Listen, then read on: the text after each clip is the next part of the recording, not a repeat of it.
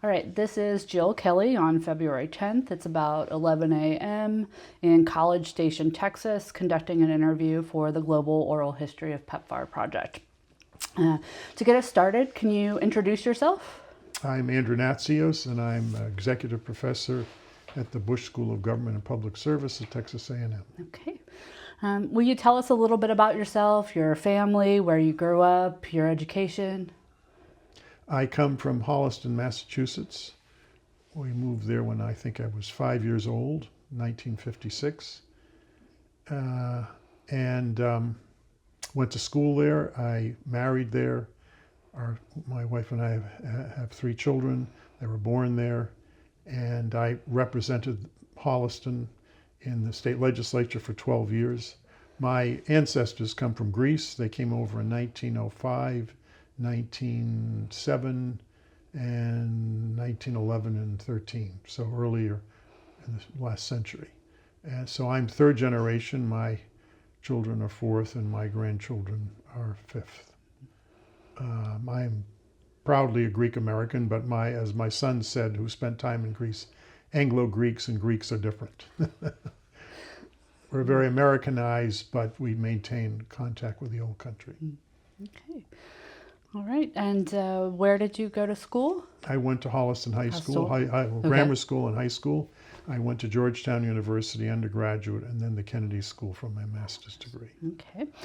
And you mentioned serving the state of Massachusetts. Can you talk about your decision to get involved in politics? Well, I decided in high school that I was going to run for office. I ran when I was 22 for the legislature and lost in the Republican primary by 76 votes. And 2 years later, I ran again and won in the general election. It was in the middle of Watergate, actually. So it wasn't a good year to run as a Republican, but I won by a large margin. Okay. So, and then I served 12 years. I only had opponents once in the 12 years. Okay. So I enjoyed it. Some people said, how does that qualify you to take the job? The first job I had in AID was running the Office of Foreign Disaster Assistance. And I said, well, one, I do well at public speaking because I learned to debate in the legislature. 2, you deal with the news media all the time. And 3, you have to make rapid decisions. The disaster office and aid worked in civil wars, famines, earthquake response, flooding, natural disasters and man-made disasters. But most of it's wars and famines. And it's very political. So I learned politics the hard way. Massachusetts, once one historian said there are 50 political systems in this. There are 50 political systems in the country. Massachusetts is unique in its own category. It's quite a blood sport in Boston. Yes. So you said you made the decision in high school, but you've essentially led a life of service. What inspired you to serve? Most Greeks go into business. They did a survey. Charlie Moscas, who was a professor of sociology at Northwestern, looked at the American Restaurant Association, of which this was 30 years ago. There were 50,000 members. 20% of them had Greek surnames, even though we're 0.5% of the population in the U.S. And we just tend toward small business, now big business. If you look at the Fortune 500 richest people in the country, there's a disproportionate number of Greek Americans in it. And the CEOs of the most famous CEO in the banking industry, Chase Bank, is Jamie Dimon. He's Greek American. Okay. His grandfather changed the name in the 1920s, but he's Greek Orthodox and very much of a Greek. But because he changed his name, people don't realize that. And I can go through American industry and show. Uh-huh. So they've moved from small business to big business. Our family did not do that. Our family almost all went into the public sector. One of my uncles was the head of the Veterans Administration hospital labs in New England. My father was a research chemist for the Quartermaster Corps in clothing. He made the first uniforms used in Vietnam for the camouflage. Okay. He designed that.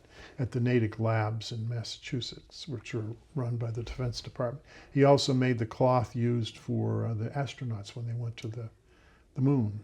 Two of my uncles helped found the CIA in the 1940s. They were recruited because they spoke Greek before they learned English, even though they were born in the United States. At Lowell, Massachusetts, where we come from, had the largest proportionate population of Greeks in 1900 in the whole country, 20%.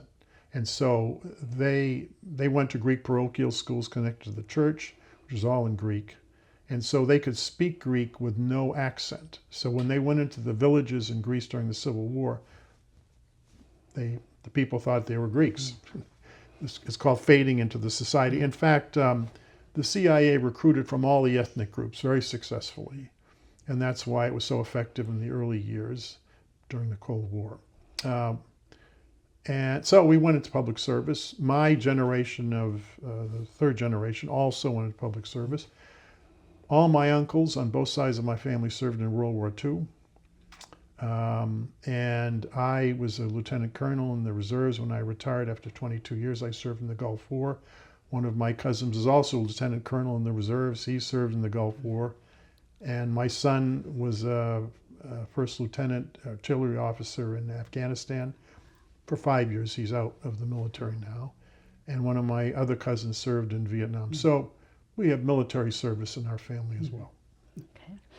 Right. And during your time in the House, you pursued your MPA. You know, what was behind that?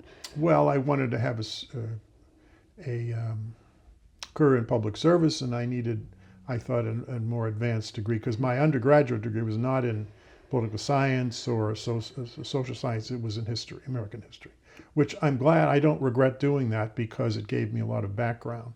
I often give lectures about the development of the United States to my development classes here. America was, in its early 30 or 40 years, unstable, poor, and the democratic experiment was very problematic in those days.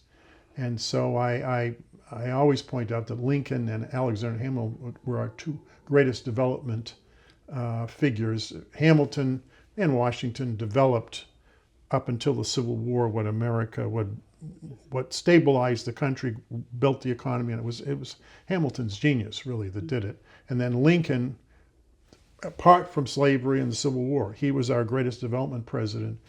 He developed our higher education system, the land-grant college system. This is a land-grant college, Texas A&M. And most of students in the United States go to land-grant colleges. Those are Lincoln colleges, I point out to people in the South. Lincoln's not particularly popular in some areas. He's my hero. His picture's on the wall up here.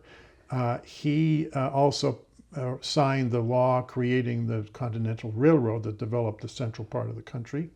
He created the greenbacks. Our currency was Lincoln's creation. Hamilton did coins with the mint, and it was Lincoln who created paper currency in the United States, which was critically important.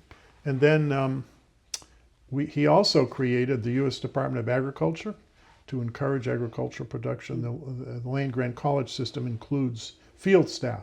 A lot of the lessons from Lincoln are very much applicable in AID to its work abroad. I could go on. There are a lot of other things he did as well. Yeah, that's great. That's great. You know, what were you thinking at that time, you know, early in your career about the role of the American government in promoting health here and abroad? Well, I have to say it was not my focus until I went to AID in the Office of Foreign Disaster Assistance, because the two challenges in any disaster, but particularly in famines and civil war, is food security and nutrition and health. I mean, AID, I would argue, even more than CDC, is the leading public health institution in the federal government abroad, not domestically. It's not our role to do. And that's doing work abroad in health is very different than doing it in the United States for a variety of reasons. And people who say, oh, it's all the same, it's not all the same. Culture intervenes in countries to affect the development process. There's a big debate in the development whether culture matters or not. There's a West African Cameroonian economist who said that the mother is values and culture, and the children are institutions. So I teach a course in development theory, and one of the theories is the institutionalist. I'm an institutionalist. Institutions are what make the difference between a highly successful, rich, stable country and very poor countries. It's not a matter of just natural resources. In fact, natural resources get in the way of development because they sometimes attract corrupt forces in any society. So anyway. Yep. Right, great. Did you have a sense of the domestic HIV pandemic during this time? Well, I knew about it because in the state legislature we had to deal with it in the 1970s and 80s, but it was more in the gay community, gay men. It didn't spread really to the heterosexual community that much. In Africa, it's not a principally gay disease. It is heterosexual disease, and it spread very rapidly.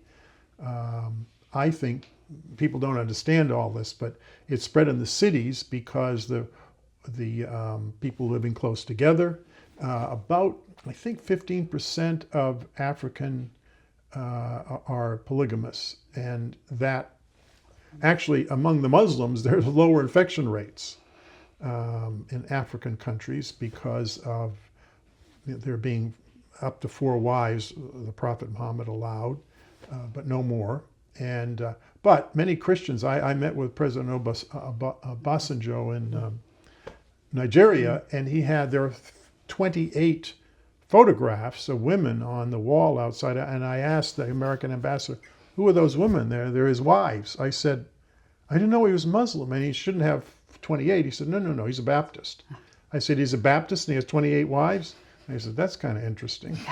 There is a Toposa. Toposa is a very powerful tribe that resists modernization. They're a little bit related to the tribe in Kenya, the Maasai. I think they're ethnically related, the Toposa.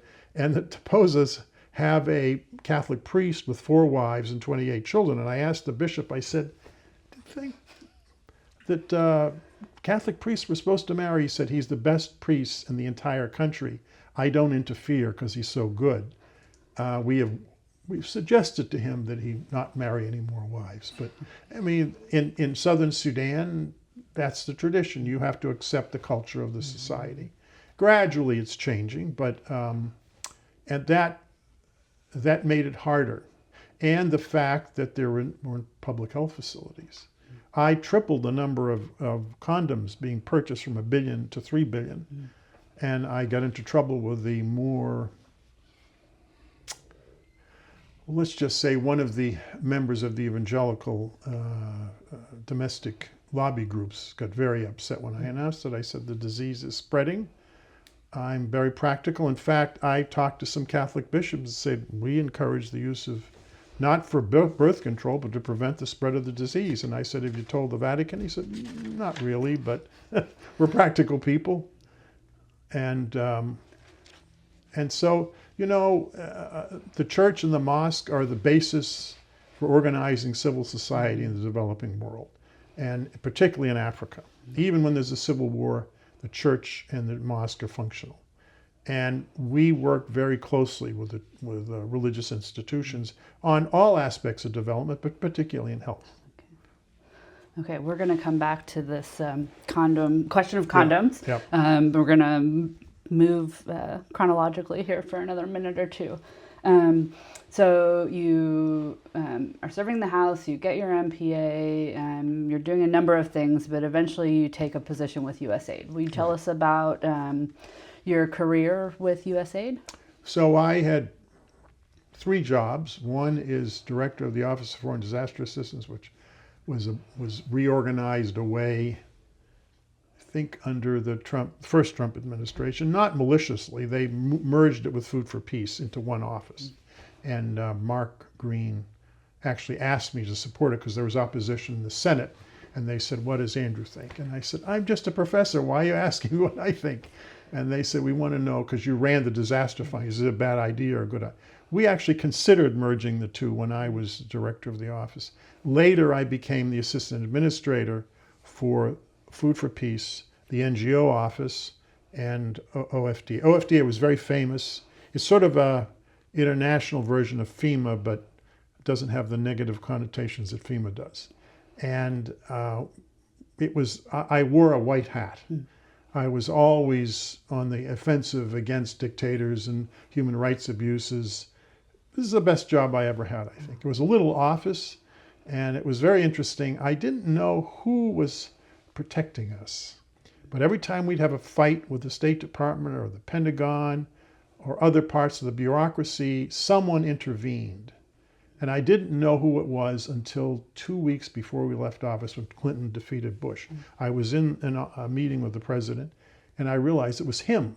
And I asked someone, I said, does he know what I've been doing? And he said, you used to send all these memos. We demanded you send memos every week. And I said, yeah, he didn't read those. He said, we read every single one of them. And whenever there's someone causing you trouble, they get a call from the White House. Get out of OFDA's way. He was really quite devoted. And our budget, one year, our budget was like $50 million. All of a sudden, it went up to $275 million. And I said, we didn't ask for this money. How did we get this? I didn't know until later that the president ordered it.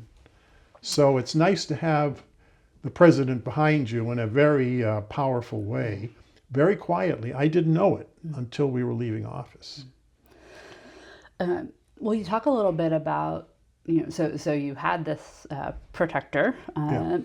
Domestically at the time, this is the late 80s, 90s. What was the general public opinion then about foreign aid, especially? Well, disaster relief was very popular. Okay. Famine relief, in fact, Congress, both parties always supported this. Even Patrick Buchanan, who was an isolationist, who ran against President Bush in the Republican primary in 1992, is one of the reasons Bush lost the general election. He said, we'll abolish aid except for disaster relief. Jesse Helms, a senator from North Carolina, he's sort of a prelude to the Trump administration, and he supported me, much to my shock. He sent a letter to the president, Natsios, and it's because of the church connection. I worked at World Vision. I was a serious Christian, and he said, I want a Christian running aid. And once I was there, he didn't give us any trouble. He gave my predecessors a lot of trouble. Will you talk a little bit about that time with World Vision? What led you? So, say you left aid. I didn't have a job for 5 months. At the end, right? Yeah, I was at the end of Bush's Bush's term. Yeah, Bush 41. Yes, Bush 41. Yeah. So please tell us about your work with World Vision. Bob Seipel called me and said, might you be interested in working for us? And I said, well, I'm looking for a job. I didn't have a job because the Clinton people told me, the transition team, we want you to stay on. All the NGOs are saying the world order is collapsing. The number of famines and civil wars has gone from 5 to 23. Millions of people are at risk of dying. Andrew knows and we all support what AIG is doing. You need to keep them on. And they asked me to do that, and I said, well, I have some conditions. One, I want my career people to stay in place in the jobs they have. I don't want any disruption, and I don't want my authorities questioned. And without going into all the details, the day before the President Clinton was inaugurated, they came in and said, well, we've changed our mind.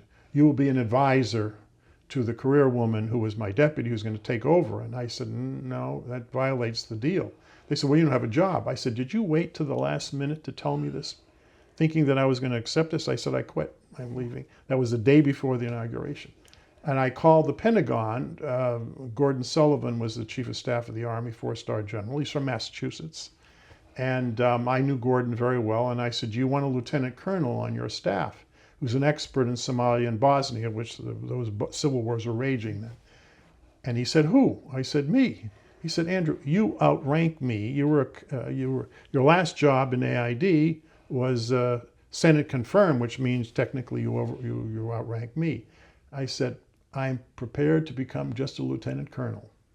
And but I do know a lot about what's happening. He said, I'll hire you. It's an amusing story because the big fight is to who's going to pay for my salary.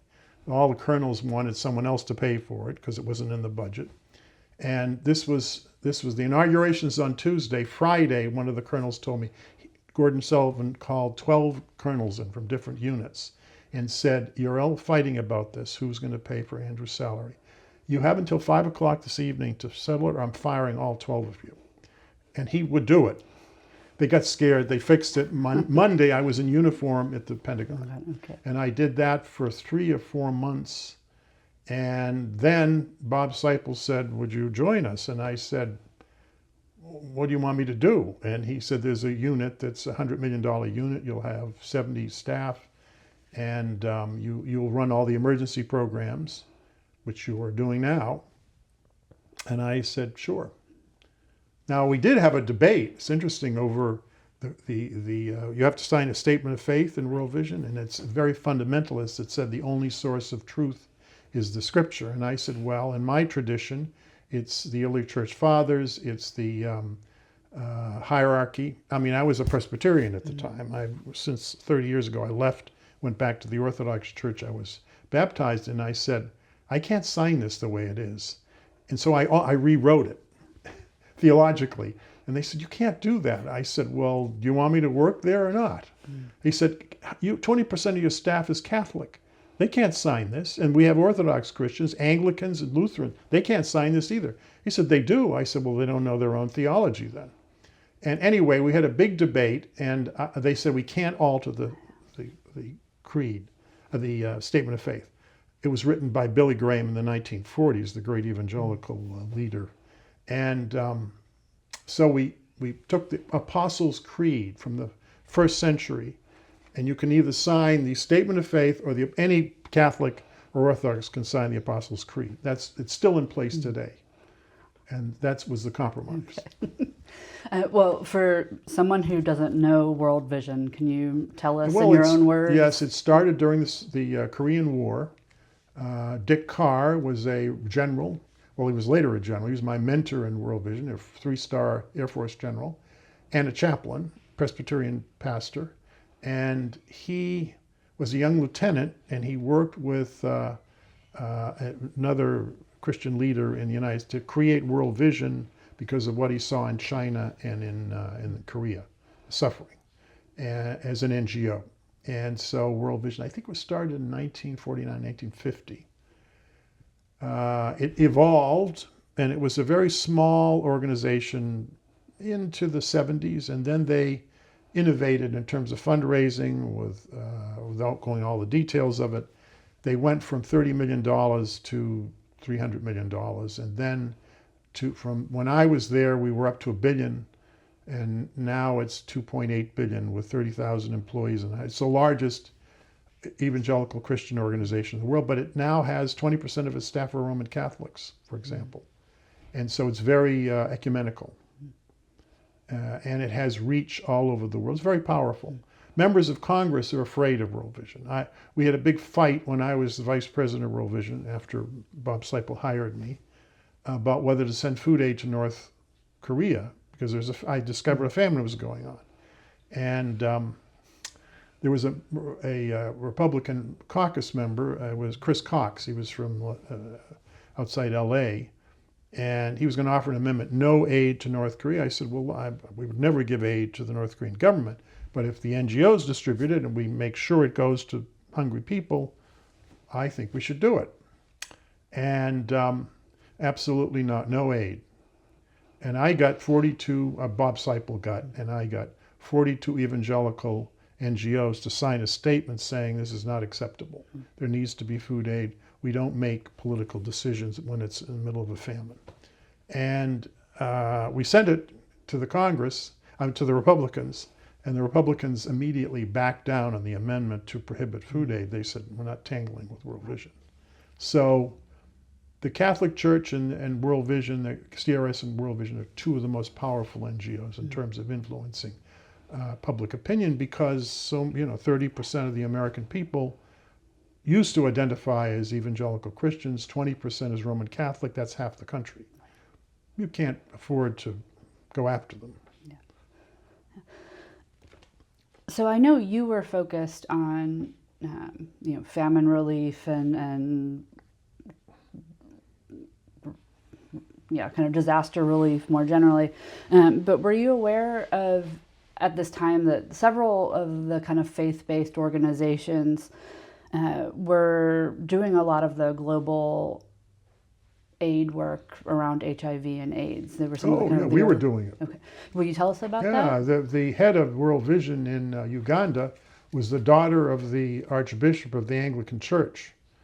And she told me that that things were so bad in Uganda, because that was one of the early countries affected. Museveni, the president, who's still a president now, he really should retire. I won't go into Ugandan politics. I know it very well. I know Museveni very well. She told me the most important document you could possibly have is a blood test that shows you don't have the infection. Because no one will marry you unless you have a test. And they know that the test is legitimate or they will not marry you. Because they knew, the scientists knew what was causing the disease to spread. And they didn't have money. No one had any money in the the late 80s to deal with AIDS. It was a very small budget, and because we didn't realize how bad it was in the rural areas. So World Vision got very involved in Uganda and a bunch of other countries in the early stages of it. And we used, AID used the faith-based NGOs a lot in the early years. And I might add, I teach a course called Great Famines, War and Humanitarian Assistance, so it's the emergency side of aid. And if you talk to Amartya Sen, who won the Nobel Prize for his book on famines, Amartya says that 90% of the people who die in a famine, they don't actually starve to death. They are starving, but it's their immune system that collapses when they're acutely malnourished and they die of disease.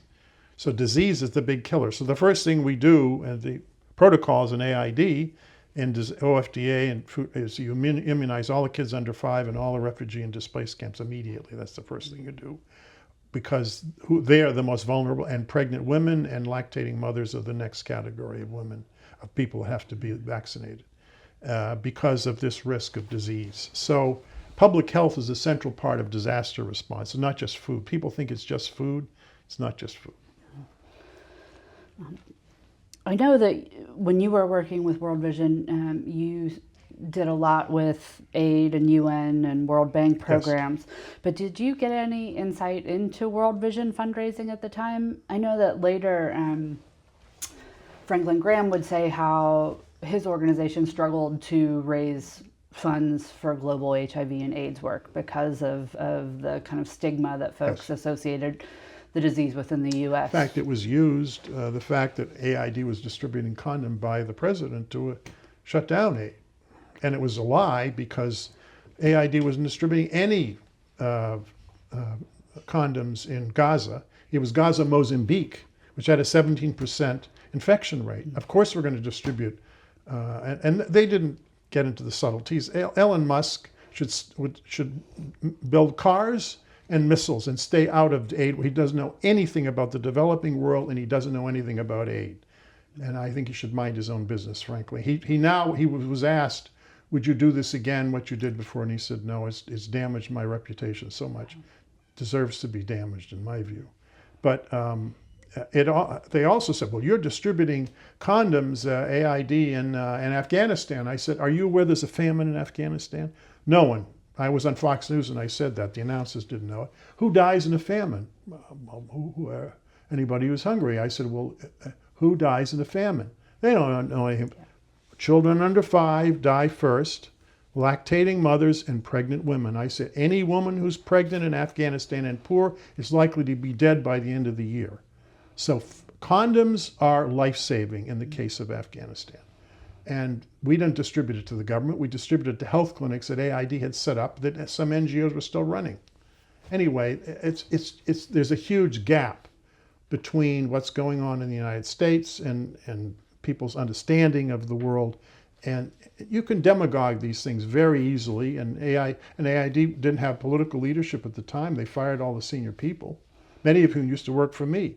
The odd thing is, 56 people were fired.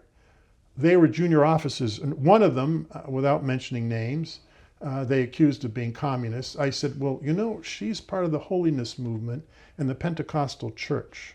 She's vice chairman of the church council. I don't think she's a communist. Then there is a very senior woman who she would say, I'm a pre-Vatican II Catholic.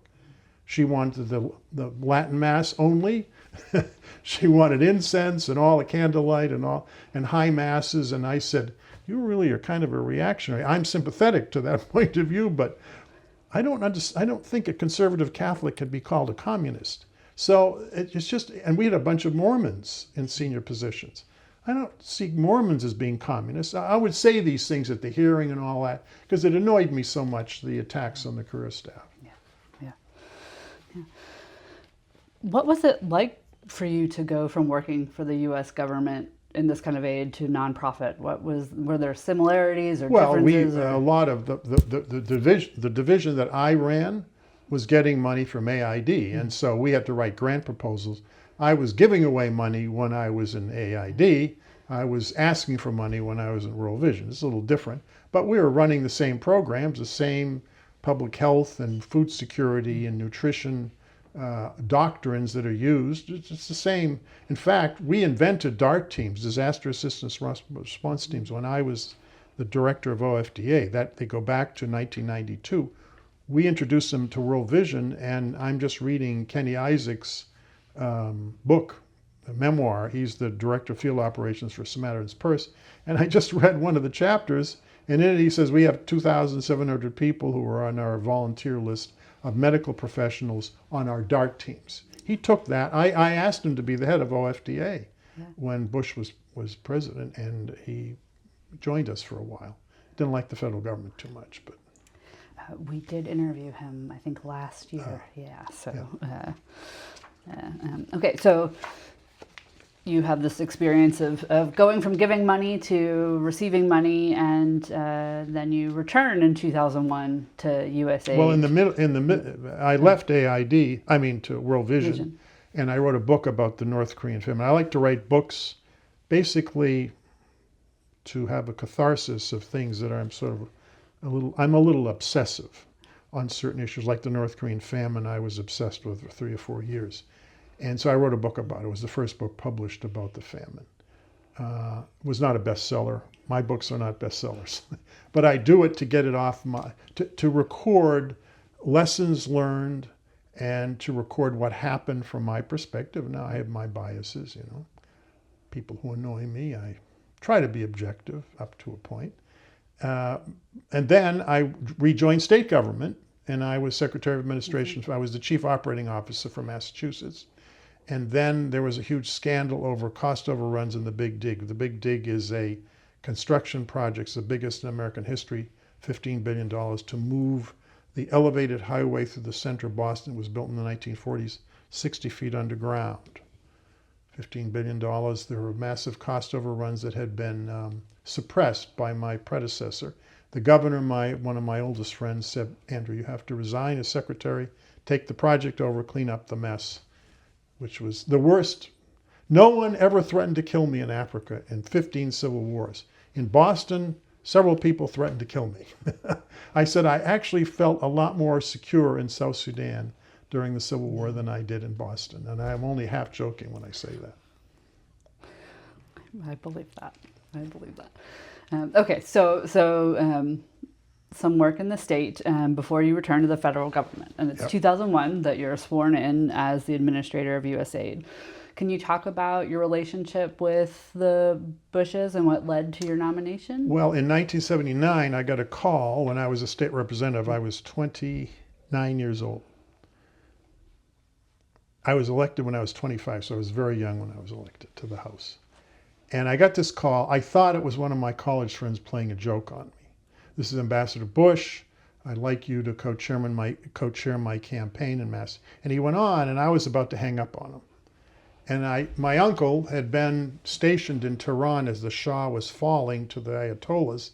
And my uncle said, these people are lunatics, Andrew. We're going to regret Jimmy Carter not intervening to stop the Shah from filing. I'm not sure we could have stopped it, but he said these people are dangerous. So I asked this guy on the phone, I said, so what do you think's going on? What do you think about what's going on in Iran? And he repeated exactly what my uncle said. And my uncle knew the Shah very well. He was the head of the U.S. anti-drug effort in the Middle East from the CIA's perspective, run out of Tehran. Anyway, he repeated, I said, this guy cannot possibly be one of my college friends. I said, is this really Ambassador Bush? He said, yes, it is. What did you think it was? I said, I wasn't quite sure. So I had volunteered for Howard Baker's campaign, the Republican leader in the Senate, who was from Tennessee, who was a favorite senator of mine. And he didn't answer my letter for 6 months. George Bush called me 3 times, and I said yes. Now, some of my friends, because the Reagan people tried to recruit me, and I said, I'm more comfortable with George Bush, who I think actually was the last great American president in terms of understanding foreign policy. He didn't make any mistakes in terms of foreign affairs. And I think his patrician manner maybe defeated him, but given what we're seeing now, it would be nice to have a gentleman as the president again. I wish he were still alive. But anyway, so I was co-chairman of this. Andy Card was the chairman. Paul Cellucci, who later became governor, who I worked for, was another co-chairman. And we ran the campaign. Bush won the primary against Reagan and John Anderson in Massachusetts. This is just in Massachusetts, not for the whole country, just in Massachusetts. And when he ran for president on his own in 1988, after he won, I said I'd like to go to work for USAID. Why was that? Well, there's a guy named Peter McPherson who's widely regarded as the greatest aid administrator. He was the head of aid under Reagan. He later became president of Michigan State for 12 years. He was deputy secretary of the Treasury. He was the head of the president of the Land Grant College Association. Anyway, Peter was my mentor and friend when I was in college. He's 10 years older than me, and I call him every day. We talk every day now. And he convinced me to go, and then he talked to Alan Woods, the aid administrator, and said, Andrew needs to go to USAID. And so I wanted to work in Latin America. I didn't know anything about disasters. I wanted to work in democracy programs in Latin America. And they said, no, we want you to do this job. And I said, I don't know anything about famines and civil war, except that my great uncle starved to death during the Nazi occupation of Greece during World War II. 300,000 Greeks starved to death. My father used to bring that up every night if I didn't finish my dinner, or my sister didn't eat. Your great uncle died. I mean, I got tired of listening to it. But then I learned more about famines in college, and it was a pretty horrendous thing. So I said yes, temporarily. I'll take that job as the director of OFDA, and then we'll move you later on. After 2 weeks in that job, I said, I'm not moving. I met the first week at OFDA, I met John Garang. Dr. Garang was the leader of the Southern Rebellion. He was a colonel in the Northern Army, lieutenant colonel, I think. But he got a PhD from Iowa State in agricultural economics. He's a brilliant guy. And he and I became fast friends. He did some abusive things because when people opposed him, he'd send them over to Mengistu and they would disappear. So I wrote a history of Sudan, basically the last 30, 40 years. And then I was envoy to Sudan, as you may know, after I left AID. So I have a long history with Sudan. The Northern government disliked me so much because I was so critical of their treatment of the South and Darfur that after I was appointed, they wouldn't let me in the country for 2 weeks. I had to sit in Nairobi and wait till they calmed down because I was very upset. I said, well, that's a compliment actually coming from them. So I didn't. What was the question? So that was the first, the way that you got into USAID the first time. How about the second time? The second time when I became administrator, I didn't know George W. Bush very well. I had met him once or twice. I knew the father very well. I mean, every time one of our kids would be born, the elder President Bush would call when my daughter is 45 now, 46, and she was on the phone one night after our second son, Alex, was born, and she's talking, and I said, "Who are you talking to?" I said, "I'm talking to Mr. Bush." I said, "What?" I said, "You're talking to Mr. Bush." This is 1982, 1983. She's 3 years old, but she answered the phone. And I said, "Could I have the phone, Emily?" And I said, "Mr. Vice President, is this you?" He said, "Yes, sir." "You're a very nice daughter, a granddaughter." It was a very entertaining incident. I tell my daughter that story. She doesn't even remember it, but it happened.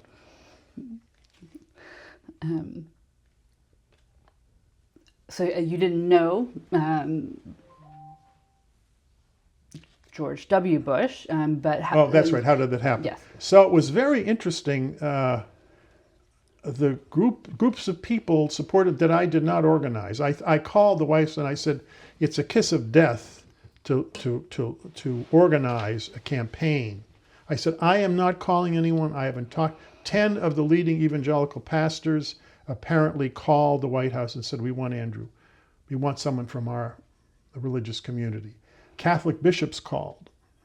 I don't know any Catholic bishops, but there's a network of conservative Catholics, and they said, "We want Natsios." Senator Helms, he and I do not agree. I was a Lugar Republican. He was the chairman of the Senate Foreign Relations Committee. He was from Indiana. He was a moderate conservative, my favorite senator.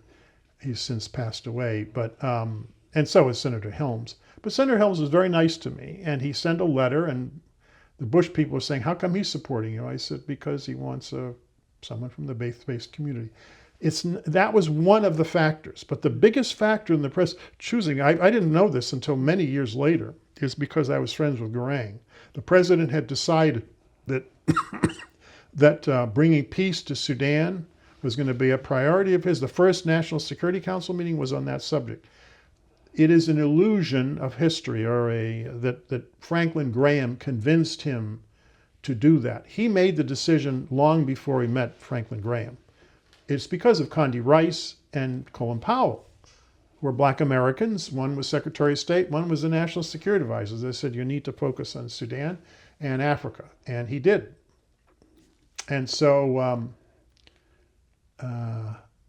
between the two of them, and he made it a commitment. He wanted me to help with the peace process, even though AID is not a diplomatic institution. We do the diplomacy of development, but I intervened a number of times with Garang. And that's one of the reasons the president chose me to be envoy to Sudan later on, because I knew the country, including the Muslim. I mean, I knew the Arab side too. And I had developed friendships among the non-fundamentalist Muslims. The Hassan al-Turabi was the leader of the Muslim Brotherhood in Sudan. His niece married bin Laden. He brought bin Laden to live in Khartoum and arranged for bin Laden to move to Afghanistan, and the rest is history. So I knew Turabi very well. He just died a couple of years ago. He used to get angry at me because in my book I treat him very poorly. I said he was an evil genius, but he was a genius, but in a very bad sense. And he said, "You're so mean to me, Andrew." I said, "Look what you've done to the country. You killed 2.5 million people in the South and 300,000 Darfur." Anyway.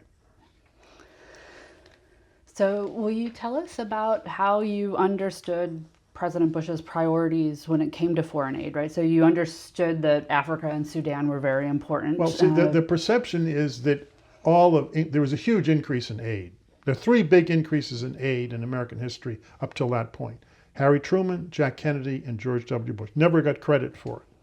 The aid development budget, not the emergency budget, not food or any, in Africa when I arrived was $1.2 billion. When he left, it was $8 billion. He massively, but it wasn't just because of PEPFAR. It was also because of the malaria program. We increased aid to education in AID from 150 million to 800 million. We increased agricultural development funding, democracy and governance funding, all of the major accounts. And we set up an infrastructure office, which had been closed in the 1980s. So He doesn't get credit for that, and I am very annoyed by that over the years. But he's popular in Africa. Anyway. Yes, yeah. Will you talk a little bit about U.S. aid kind of institutionally at the time? Because you've described, so at some point, America's approach to foreign aid is constipated, and you expressed some frustration with how funds were being deployed. Can you paint a picture of what U.S. aid looked like at the time? I wrote an article that's 2 chapters in this book, which we'll get to later. This can be published later this year by Bloomsbury, called Guns Are Not Enough, Foreign Aid in the National Interest. And what was the question? I lost my train of thought. What was U.S. aid like when you take so over I wrote in this 2001? article. It's called The Clash of the Counter-Bureaucracy in Development. It was published by the Center for Global Development in 2012 when I was teaching at Georgetown. My teaching assistant, Kelly Doley, who I think he works for the NGO of, I think it's called World Relief. It's the NGO of the National Association of Evangelicals. And he said, "Professor, this is boring. No one is going to read this." And I said, "Kelly, I have to write this to get this off. So I'm so frustrated with the system." Now, I think people in OMB read that essay. That's why they went after it. I said, you people caused the problem. OMB caused the problem. The IG, the GAO, the oversight committees, they drove us nuts. That's all 42% of the staff were compliance officers. It's nothing to do with development. It's because of all the paperwork. We didn't create these institutions. They were created to control the federal bureaucracy. You can read this in James Q. Wilson's book, Bureaucracy. AID is not even mentioned in the book, but when I started, I made all the career people read the book. They said, "We're not even mentioned here." I said, "We're mentioned implicitly on every page." And they said, "You're right." When I wrote that essay on the clash, it's about the effect of this regulatory apparatus on the whole federal government. The whole federal government's constipated. It's not just AID. And I was invited to speak at the 50th anniversary of the Swiss Development Agency. And it was very amusing. This was I was teaching at Georgetown. And in the Q&A, a young woman said, "Professor Natsios, we read your essay and we concluded that it has nothing to do with the Swiss aid." And I said, "Really?" And she said, "But we read it a second time and we said, actually some of it does apply to us. And then we read it a third time and we said all of it applies to us." And I said, "You read my essay 3 times? I didn't even read it 3 times.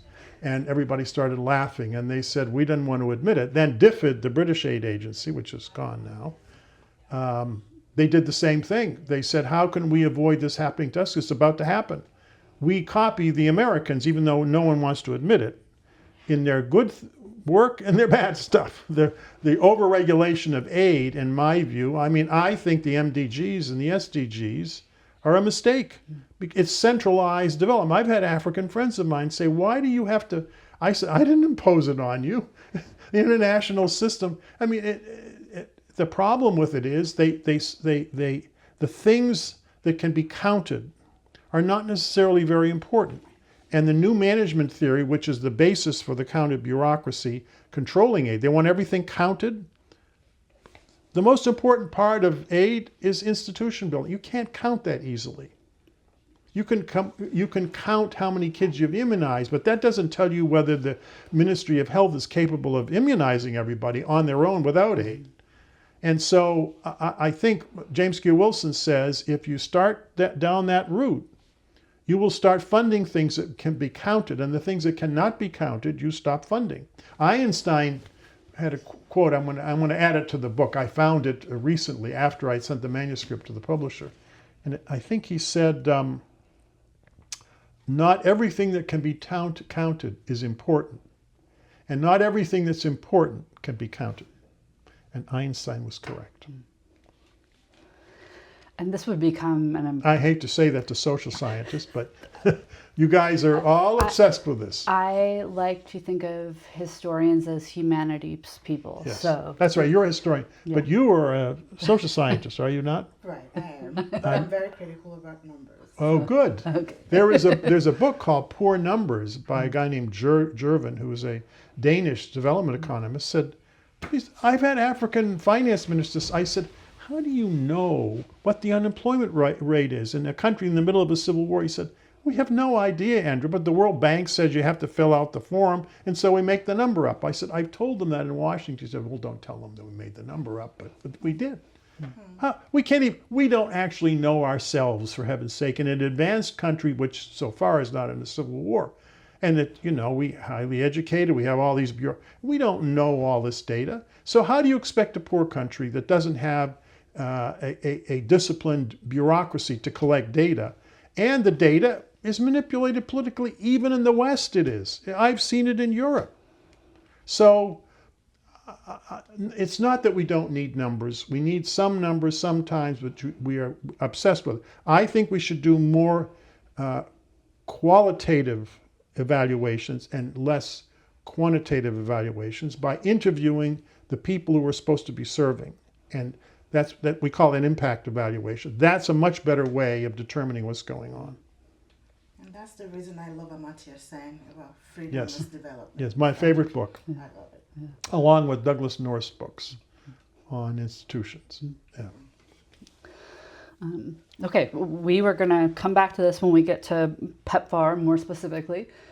But before then, will you talk a little bit about where you saw U.S. aid and its kind of global health work in terms of the relationship to national security, right? Because not so long after your appointment, there are the 9/11 attacks and a number of kind of domestic anthrax scares. And so this was often part of that conversation. Will you tell us how you saw that? Well, at the time, I don't want to rewrite history and tell you I thought of all these things. I thought of it more after I left, okay? And I looked back and said, what's the threat to the United States? Forget the rest of the world. The threat is from infectious disease. The world is not going to end. Civilization is not going to end because of global warming. I'm not saying global warming is not taking place, but we're a little obsessed with it. And or with a nuclear holocaust. I don't think we're going to have a nuclear holocaust. We could, but I think it's unlikely. What's going to happen is a repetition of 1918. In 1918, 10% of the world's population was urbanized. 90% still lived in rural areas. The avian flu, or the Spanish flu, the Spanish influenza, which was a bird flu, killed 5% of the world's population in 6 months.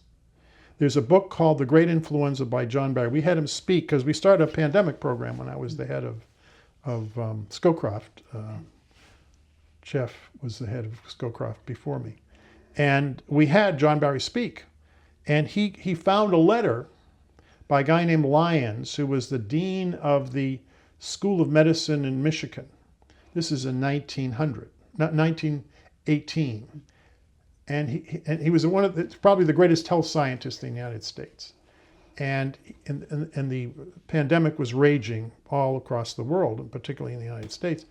And he said in it, in this letter, he said, if the current rates of death continue to increase the way they are, we can see the end of civilization as we know it within a few months. Because the germ theory of disease was not well known then. People think that this was all been known for centuries now. We were still bleeding people in 1900, which is how President Washington died. When he got sick, they bled him because Aristotle said it's an excessive, Aristotle was brilliant in many respects, but not with respect to health. He said it was an excessive amount of blood, and so you should bleed people, and that's supposed to improve. That's nonsense, of course, we know now. So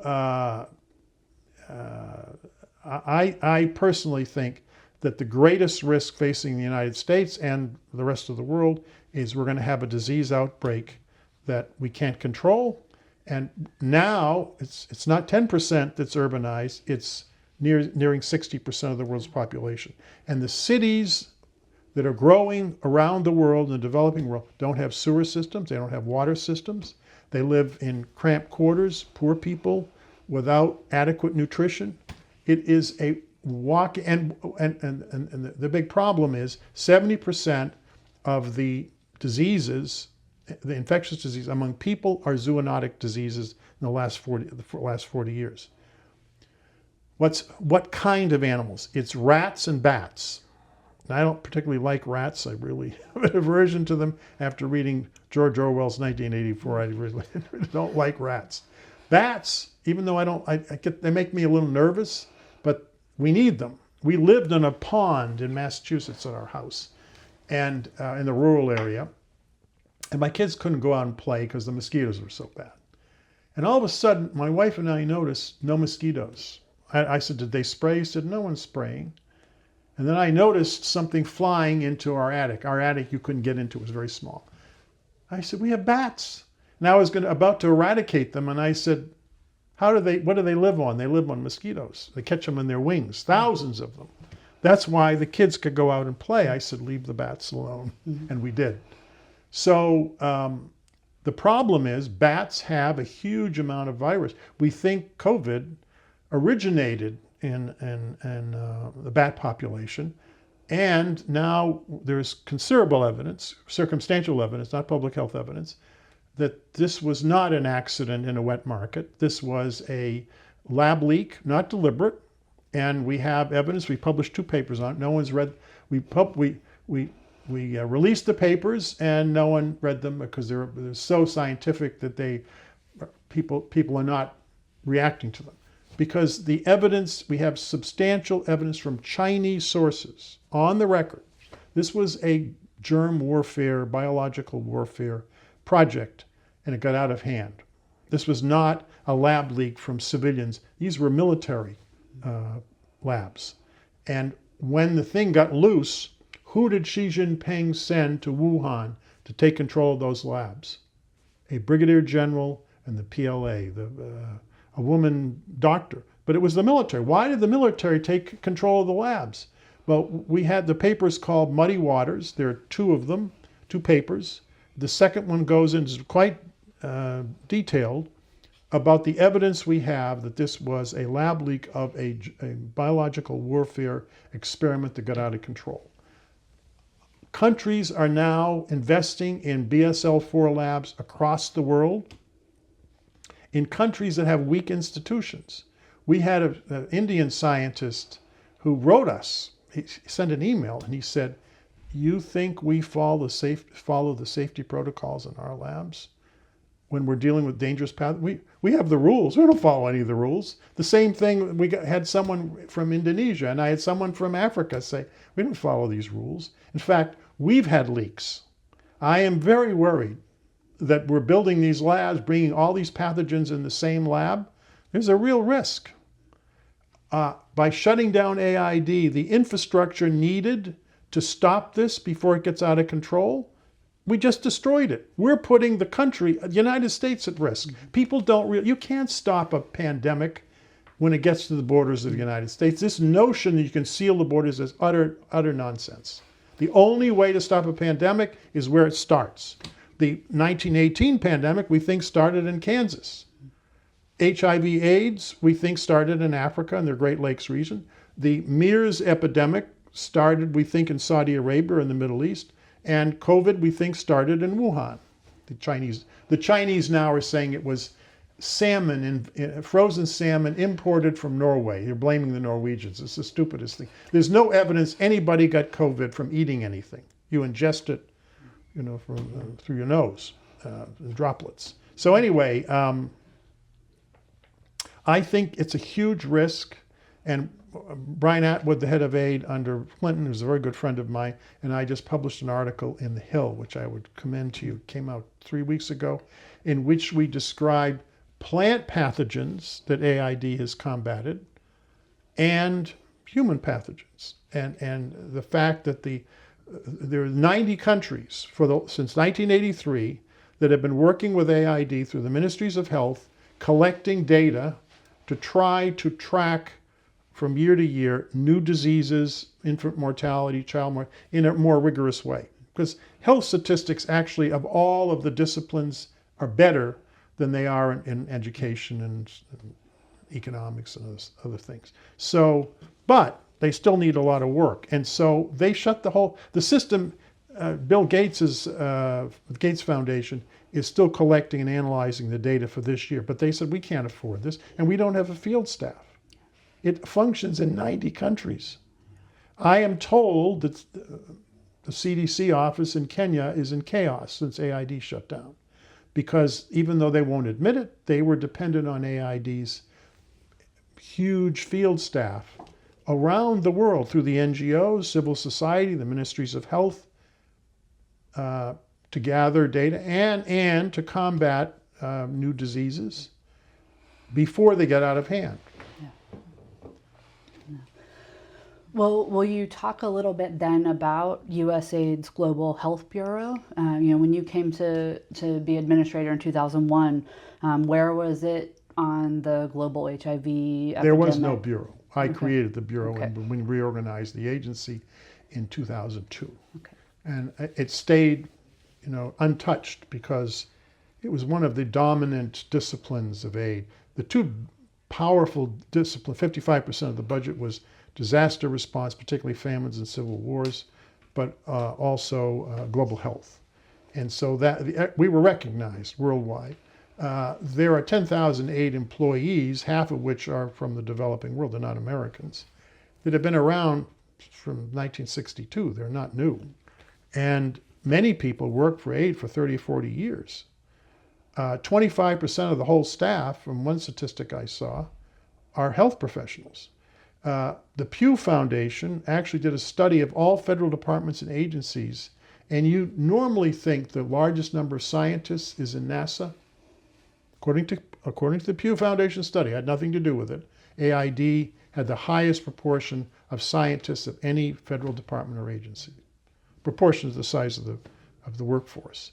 And a large percentage of our local staff were MDs, PhDs, epidemiologists, public health, master's degrees around the world.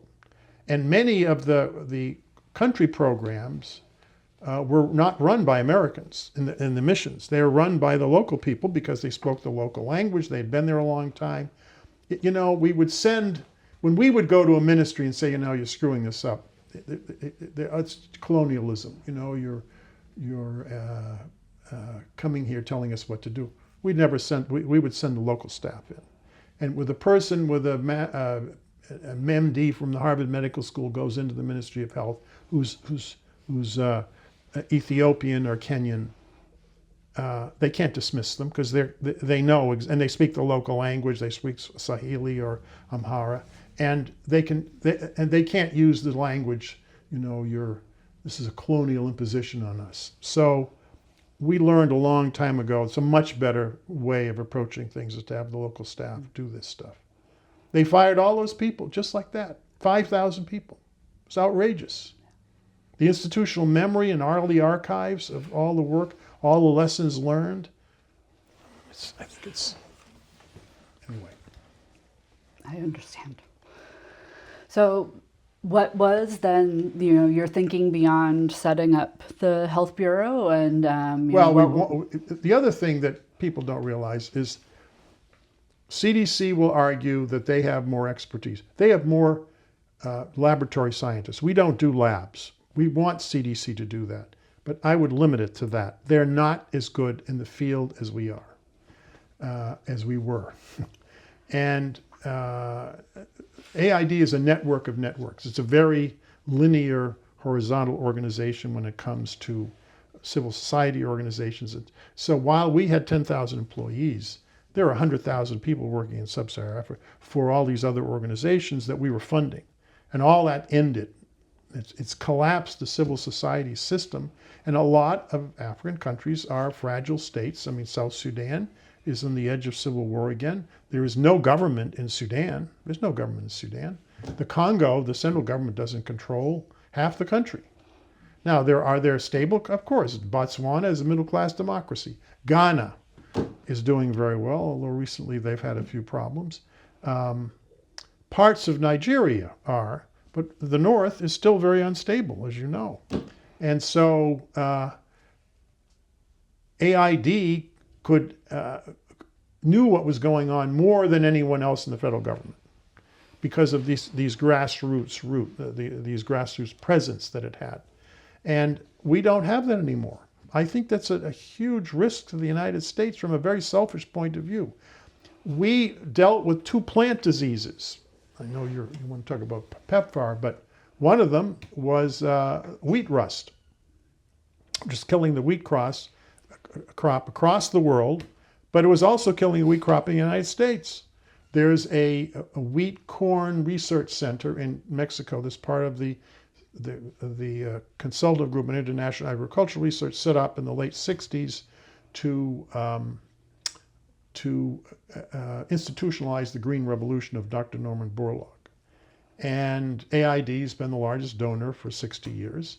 CIMMYT, which is the wheat and corn center in Mexico, developed and we've been funding 40-50% of their budget for 60 years.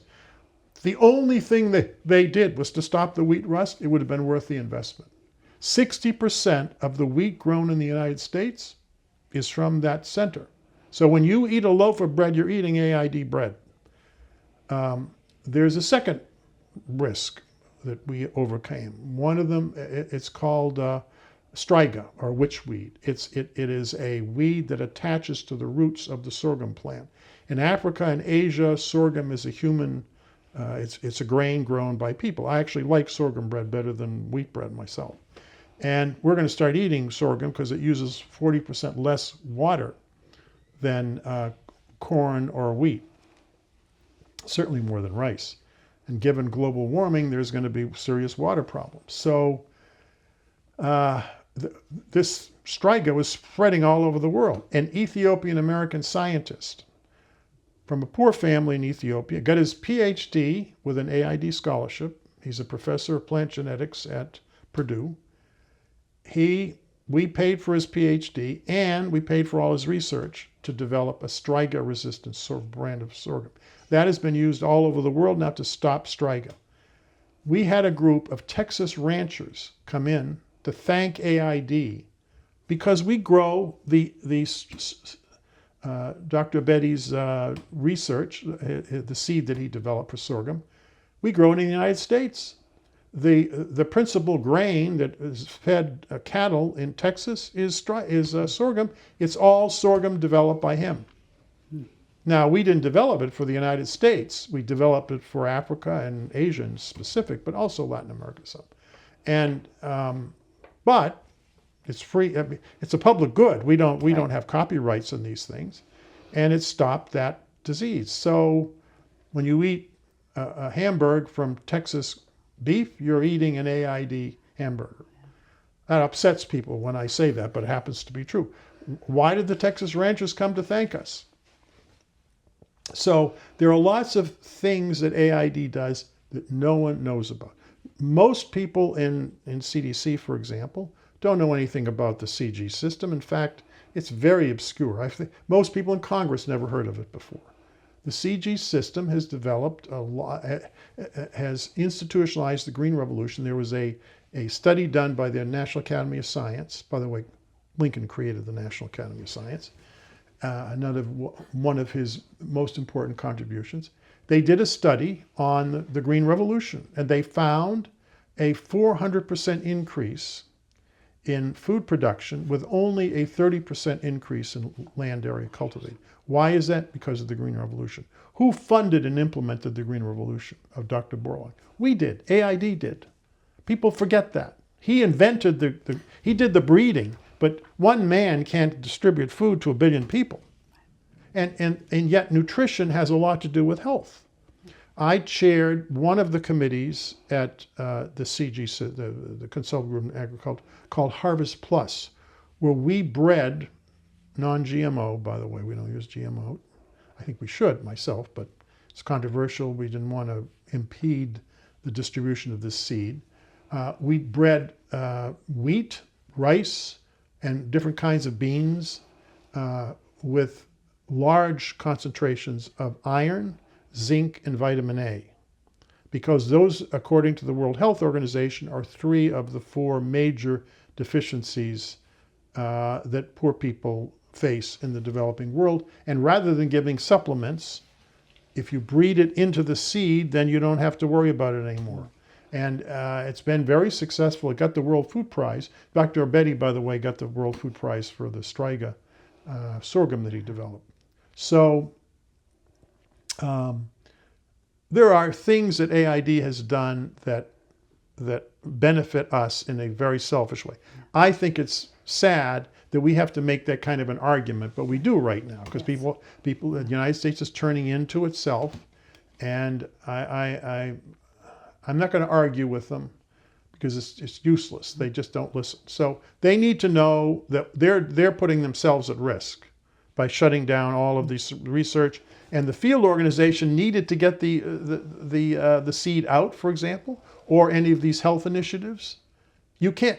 They've just restored the funding, $50 billion. Well, who's going to spend the money? Santa Claus? I mean, you need a field organization to do that, and it can't be done from Washington. Anyway, you see my frustration and anger. Shared. Yes. So let's talk a little bit about what's happening in the Bush administration when you take over USAID as administrator.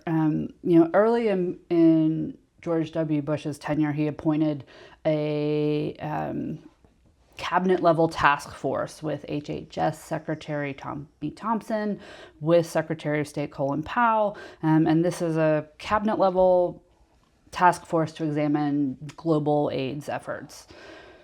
Was USAID kept abreast? Was involved in the task force? Well, let me tell you the politics of this, okay? And Tony Fauci criticizes me in his memoirs. There's a little paragraph. It's inaccurate, and I don't think it was malicious. I just think his memory is maybe not as good as it used to be. So I got called one morning and said there's going to be an announcement on an HIV/AIDS program. I said, really? I called in the health staff. I said, have we been involved in this? He said, we found out about this just yesterday. Gary Edson, who's one of the president's staff, you may have interviewed him.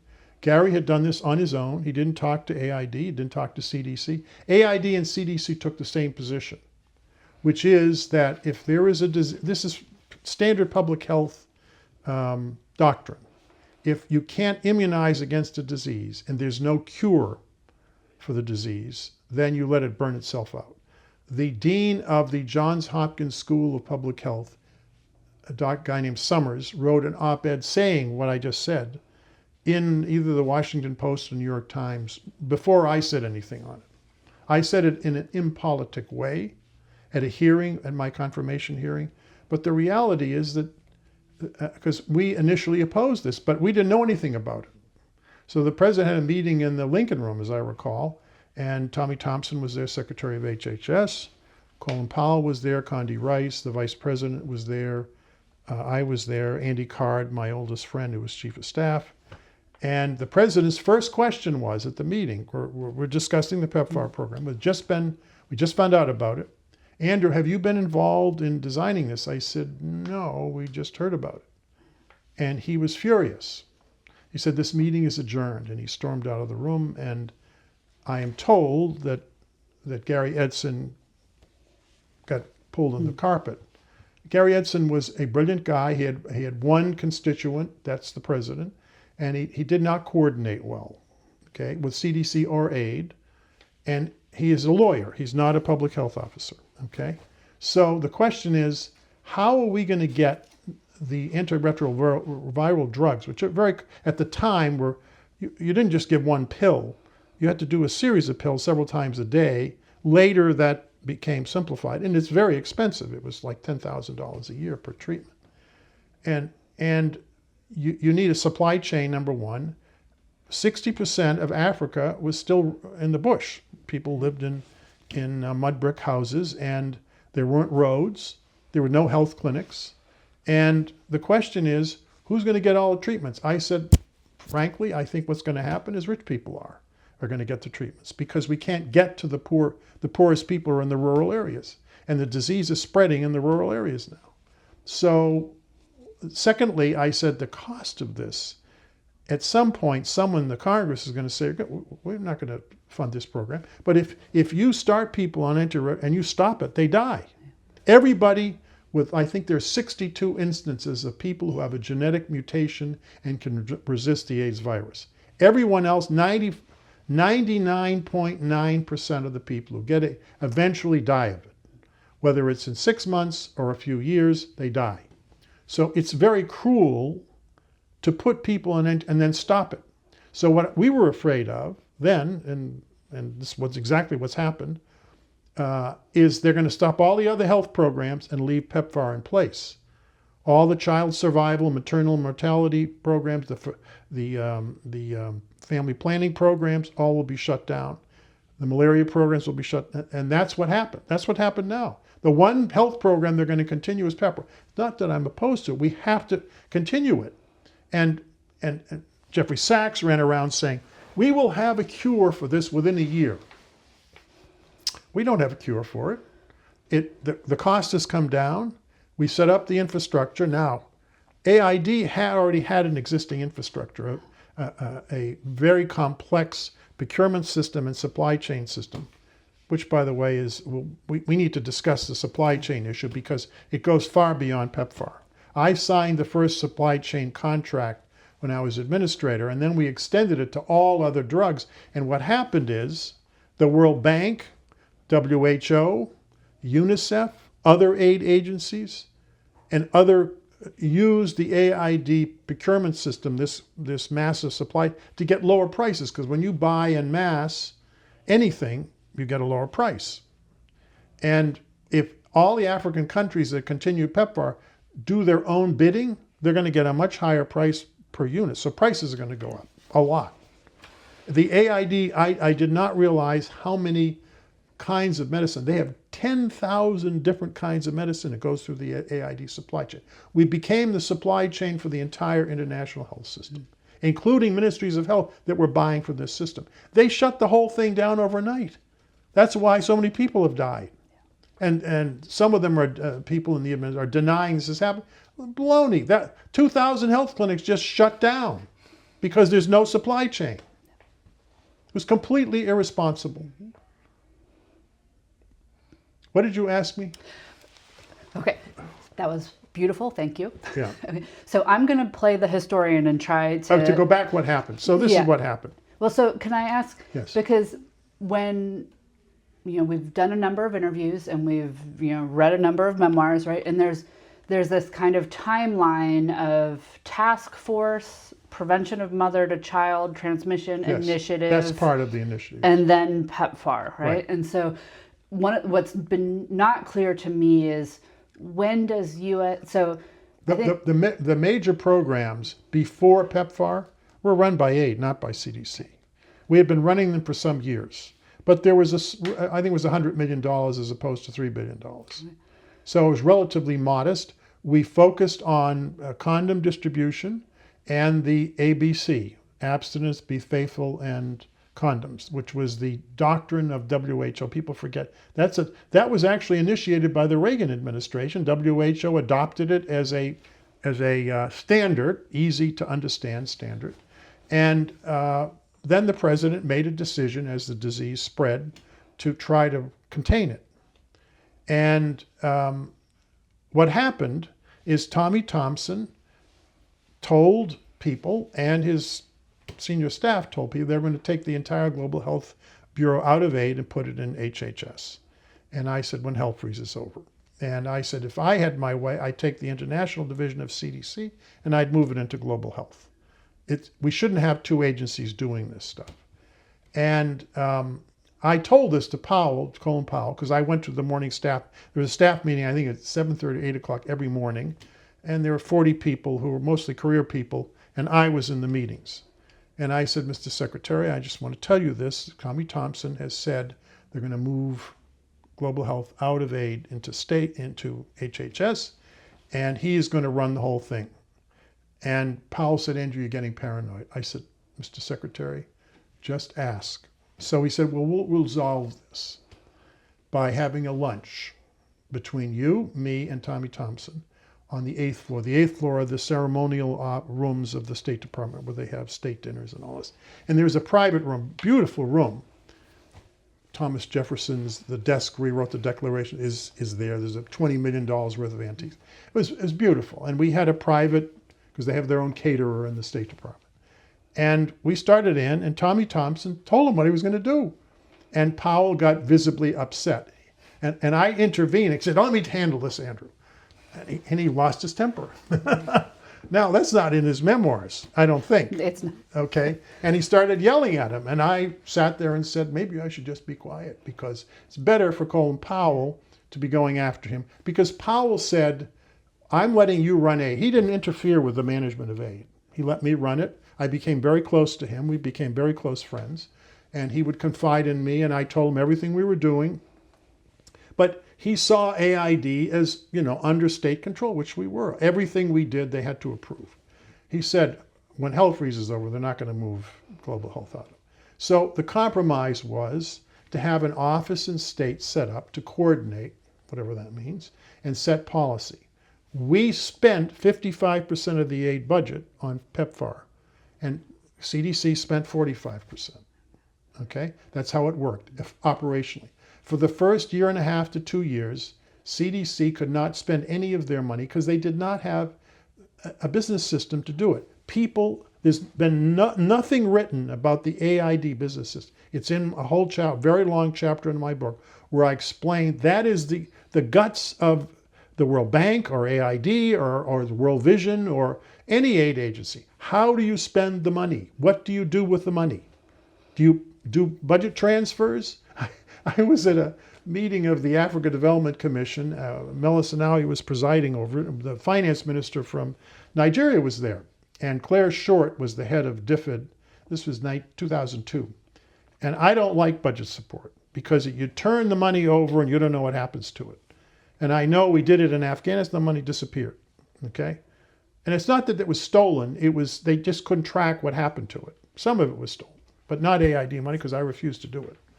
So anyway, Claire Short said all of the money should just go into the ministry.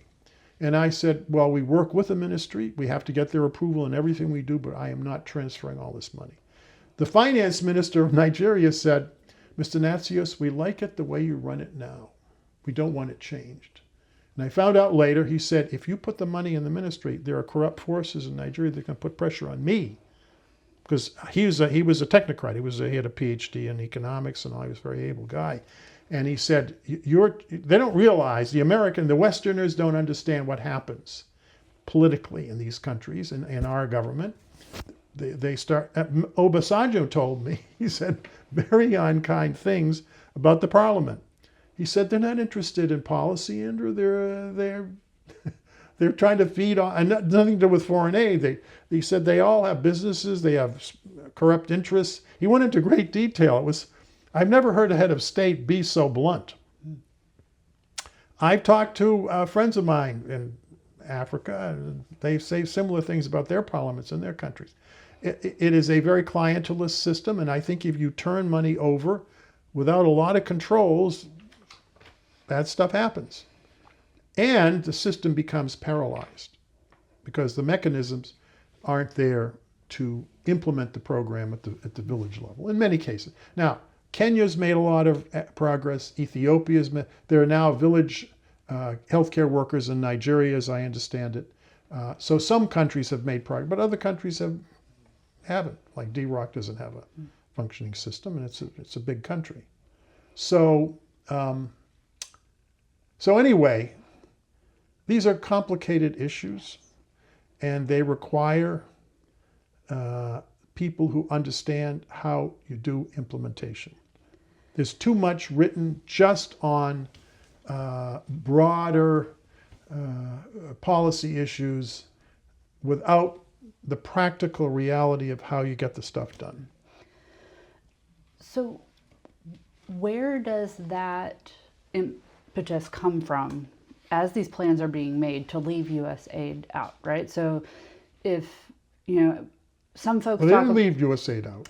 Well, Powell believed he was speaking for USAID when he was on that commission. Okay? And he talked to me. He said, "What are the issues? And I said, no transfer." And he protected us. There was no transfer. People think that state ran or CDC ran. 55% of the money, I checked, 55% of the money for PEPFAR was spent by AID, the Global Health Bureau. Now, I'm going to challenge your memory. Yep. When this battle is being had over, where all of this will happen, is that over PEPFAR, or is it over what came before PEPFAR, right? Because I think a number of No, it was over PEPFAR. It was over PEPFAR. It was not prevention of mother to child that came earlier. Okay. I never heard that they were interested in the mother to child. That's different. Okay. That's a simple, as I understand it, simple vaccine that prevents transmission. Yes, You don't have to yeah. do it every week or every Right. day or anything when a woman's pregnant. Okay. And so that works very well. I think that's, again, I don't know if it's Fauci's memoir or if it was another interview that we did.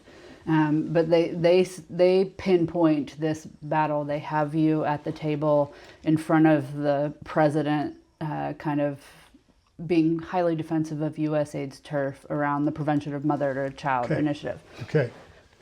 That is a complete illusion. That never came up in the conversation, and people are inventing history when they say that.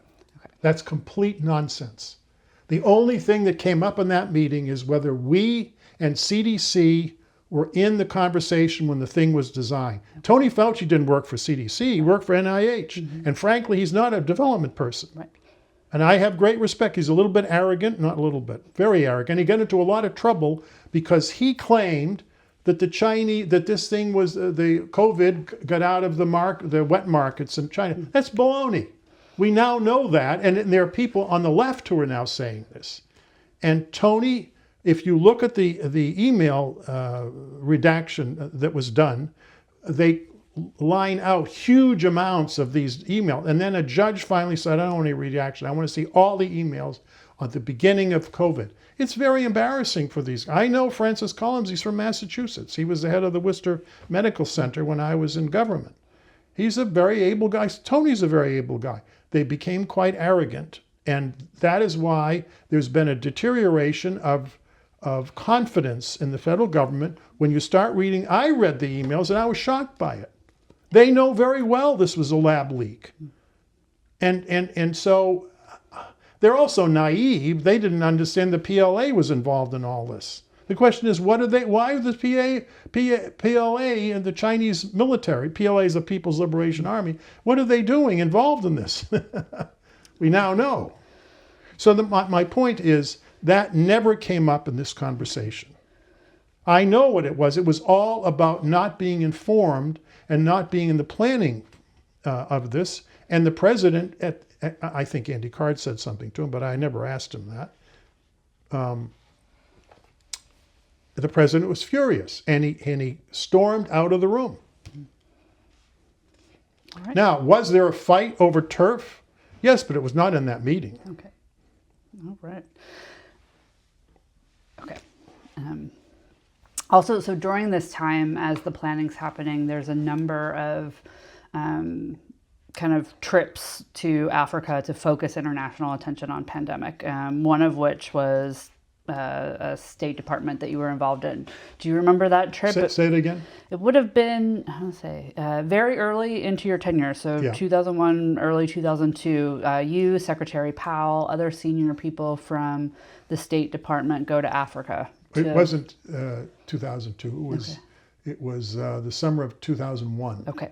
We went. I can tell you where we went because when the secretary travels, he has his own plane, and everybody has a business class seat, and there are military the military cooks cook very nice meals, and it's much easier to get through customs when you're on a presidential plane. It's a presidential plane, and we went to Mali, and met Kanari, the president of Mali. Mali's a wreck now, unfortunately. He was a great president. We met Museveni. We went to Kenya. Maybe I shouldn't tell you this story, but You should tell us the story. yeah, we were in with the president of Kenya, and he had just had a stroke. And sometimes he would go into catatonic state. And he was in the room with his nationals, and he went into one of these states. So And Powell turned to me and said, what do you think I should do? I said, just keep talking. And his national security advisors, when Powell would make a comment or ask a question, he said, if the president were here, this is what he would say. Now, he was sitting there, but it was because of the stroke. He actually came to Washington. There was a state dinner. I think it was one of the first state dinners that George Bush had was for the president of Kenya. We also went to, I went to one other country, and I can't remember which one it was.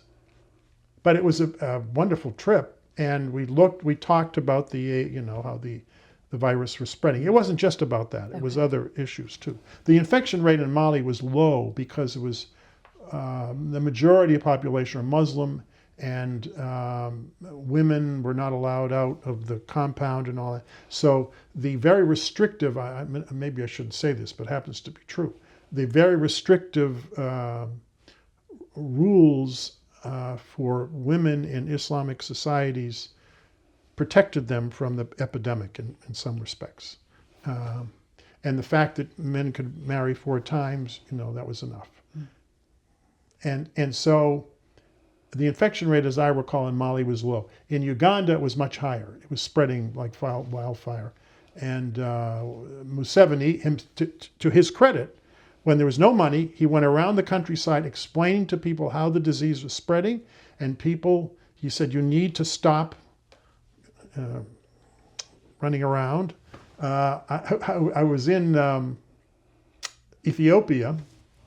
I met with the patriarch of the Ethiopian Orthodox Church. I'm an Orthodox Christian, and I always would meet the religious leaders, Muslim and Christian.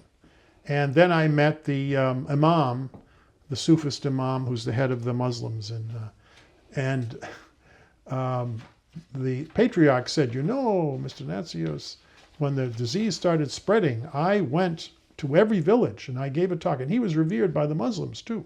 The Ethiopians, the Sufis get along with the Christians in Africa. The problem is the fundamentalists being imported from Saudi Arabia and Sudan. Tarabi's the head of the Muslim Brotherhood, and he was a fanatic. He wanted to spread his version, Wahhabist, to Africa. I said, we get along with the Muslims in Africa. Don't do this. You'll start civil wars. And Meles Zenawi threw all of them out, all the Sudanese out that Tarabi had sent out of Ethiopia. Anyway, so he was very proud of this. And he said, are you being faithful to your husband or your wife? 1. 2, what are your teenage children doing? Are you supervising them? This disease is being spread, He went through the whole thing. We paid. We gave him $2 million. We gave the imams $2 million. And I did not know this until the mission said, we bought the big truck that he went village to village in. It was AID that purchased, and we designed the route for him to go. We didn't tell him what to say. He had a PhD from Yale, as I recall. He was a highly educated guy.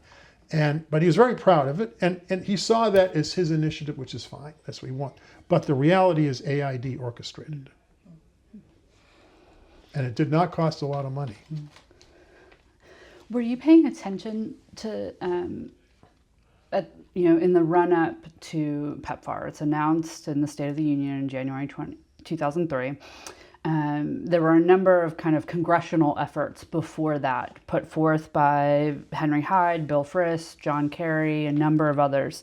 Were you paying attention? Everybody claims credit. Yes. Yeah. Well, there were a number of bills, a number of efforts, right?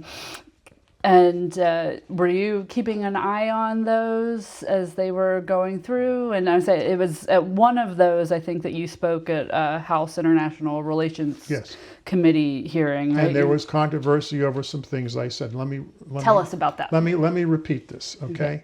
The reality is that rural Africa, 60% of the population, I've been all over rural Africa. They don't have watches, they don't have clocks, they don't have electricity, okay? At the time. That's changed now. The Power Africa initiative of President Obama is electrifying rural, but that was not the case in 2001. And I should have put it differently, but the fact of the matter is that most people didn't have these conveniences, and you need these conveniences, and there are no health clinics, and there are no roads in many of those areas. I had trouble getting into some of the villages when I was with the World Vision. We were up in northern Uganda. I went up in the west. I'll never forget. I went to a village in the West Nile province, up near western Equatoria in Sudan. And I went to a village. We had a Polaroid camera. These kids had never seen a mirror. The little boys and they went wild with. We took pictures of them, and we showed the pictures. And then I went through the villages, and I said, you know, all these crops you're growing, tomatoes, potatoes, peanuts, are from the New World. And they said, no, they're not. We always had them here. I said, no, you didn't always have them here. They had peppers. I went through the list. Almost all of what I think missionaries had brought them in, and there also Muslim traders would bring the seed in the 19th century, and they had been integrated into the agricultural system. But I was fascinated how did these seeds get into the village? And us getting to the village was very hard to do. I mean, the Lord's Resistance Army was causing chaos in this area. This was when I was OFDA director. Yeah. So I know what the logistical problems were going to be, and that's what I explained. And it happened to be true, but you can't say those things in public. The career people told me privately, he said, Andrew, this is the problems that we're going to have with this. And we did overcome all those. And once I saw, the most important thing with PEPFAR, people don't get this, is not that we saved all those people's lives. That was very important. The viral load was reduced to such an extent by the antiretrovirals that people no longer were infectious. And that stopped the spread of the disease. We did not know that at the time. So one of the innovations of this was something we learned as the program got implemented and more research was done. And the evidence from this study that was done in Lancet, the career people are very proud of what they did. They arrested the spread of the disease, essentially, because of the viral load in people who were getting the drug. They're no longer infectious. Very, very important. That is more important in some ways than the people, because so many more people would have been infected otherwise. So I became very enthusiastic, but you know how much money we spent on PEPFAR? $100 billion.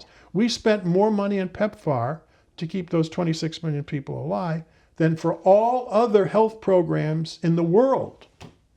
And 70% of the PEPFAR money was spent in Africa. We had some in Latin America and some in Asia, but the bulk of it was in sub-Saharan Africa. And so it was very expensive, and the fear we had, which has come to pass, the only thing that's going to be left of the health program is the PEPFAR program, because we simply cannot stop it. They're not immunizing kids anymore. We dramatically dropped through a concerted effort, the immunization rates were hugely increased. We had huge successes over 30 years with reducing diarrheal disease because of this hospital in Bangladesh. AID they've laid thousands of people off from this hospital.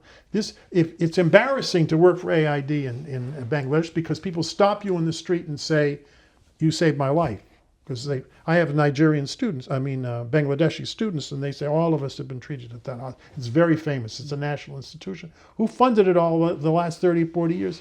We did. AID did.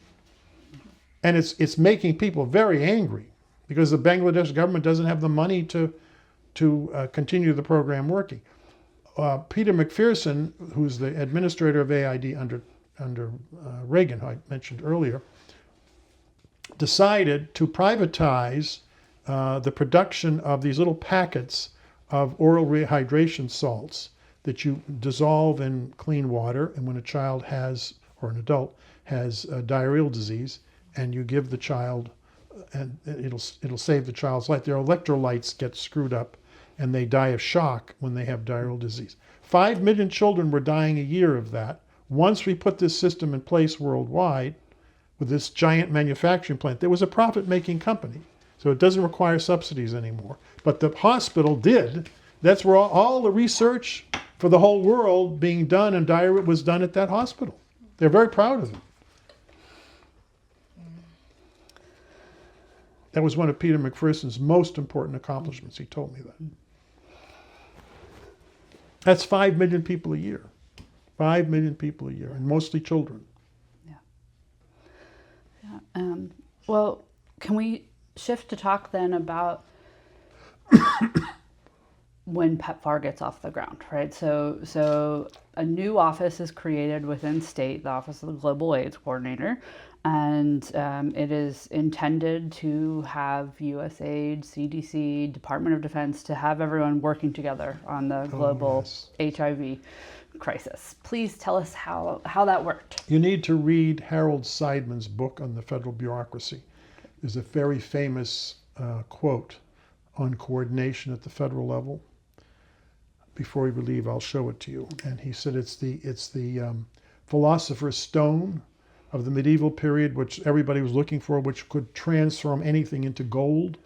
And coordination is that. It's an illusion. Okay. The fact is there are competing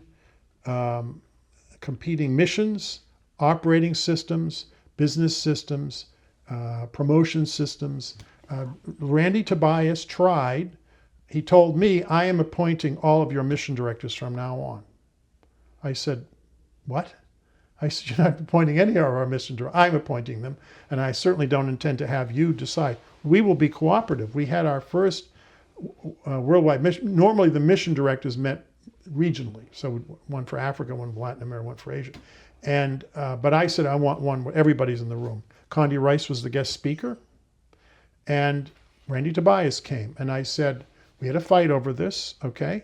Randy's in control of this now, and we are not going to fight anymore, okay? The policy decision has been made by the president, and you are going to do, I don't agree with all the stuff that was done, but it's been decided, and as a former military officer, you salute and you carry the stuff out. I'm not continuing this fight anymore. So you are to cooperate with Tobias. Tobias actually told me later, he said if CDC had done this, because he had far more fights with CDC than he had with us, and with the military. And the other thing is, I don't know if you know this, the military and CDC really dislike each other.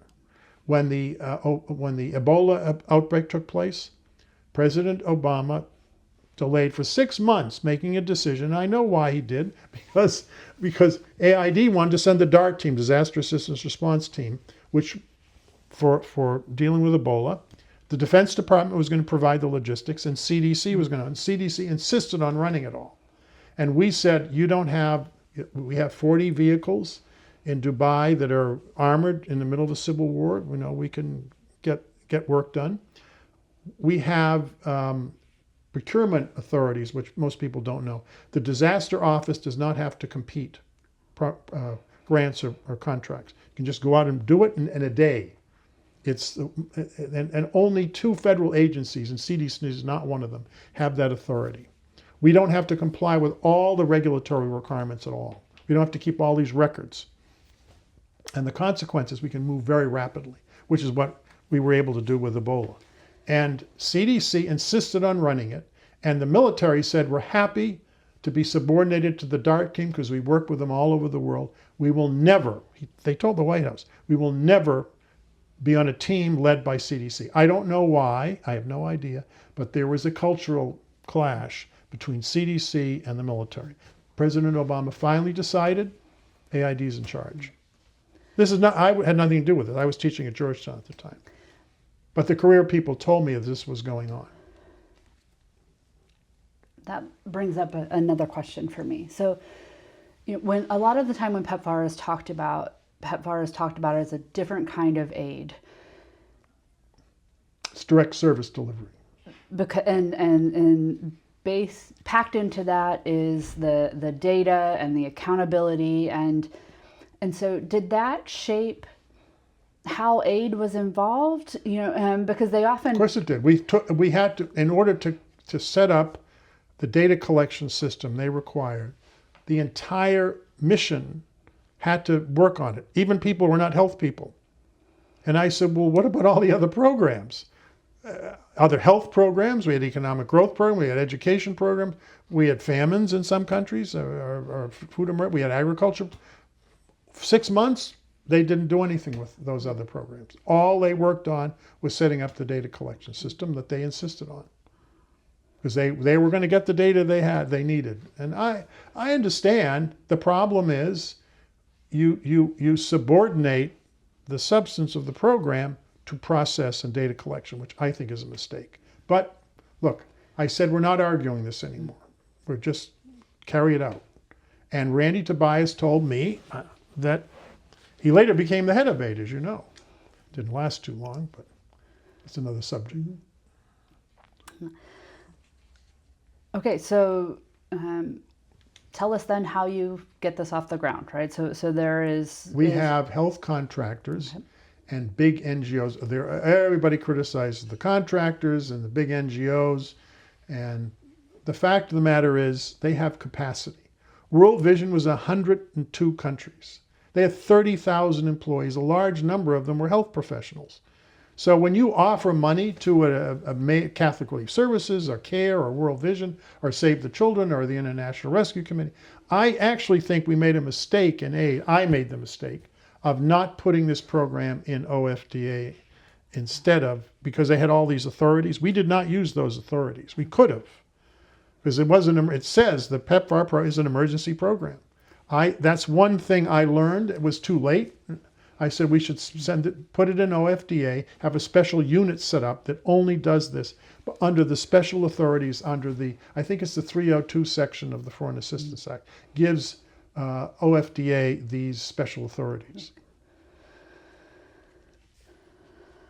So we talk a little bit then about the supply chain, right? You just we started a supply chain because of how much money we're spending on the antiretrovirals, and then we started spending money on the malaria drugs because there's a malaria initiative. By the way, the malaria initiative reran the whole thing, even though CDC was involved. It's peripheral.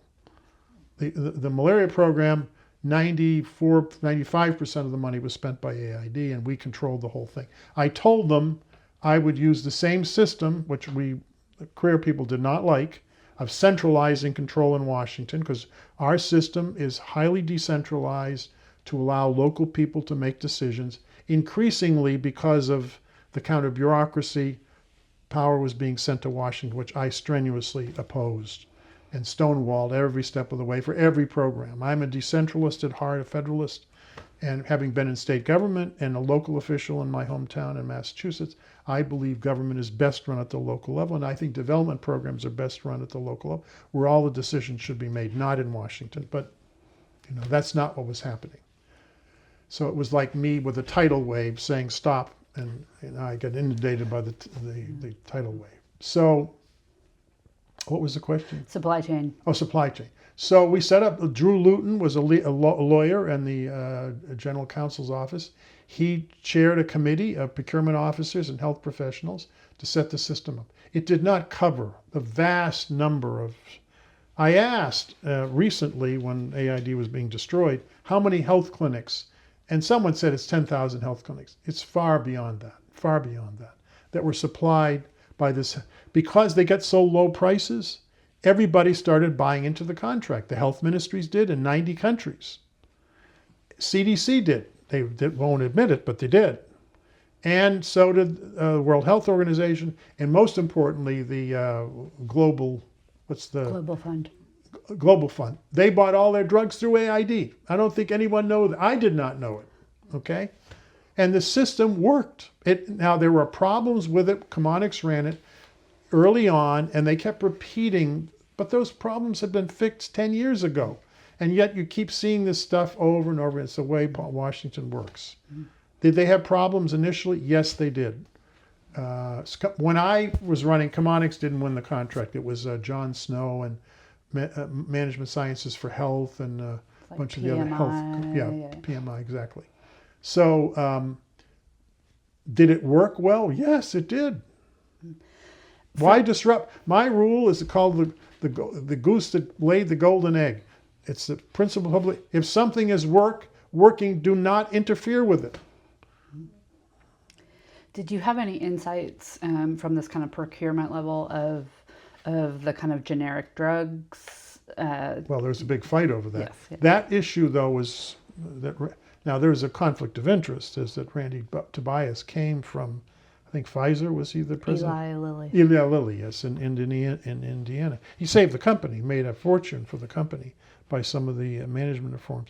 I think he thought that this was like a company, federal government. And the first thing you learn at the Kennedy School, a very famous dean of the School of Public Administration at Columbia in 1958 said, "Government and business are alike in every unimportant way."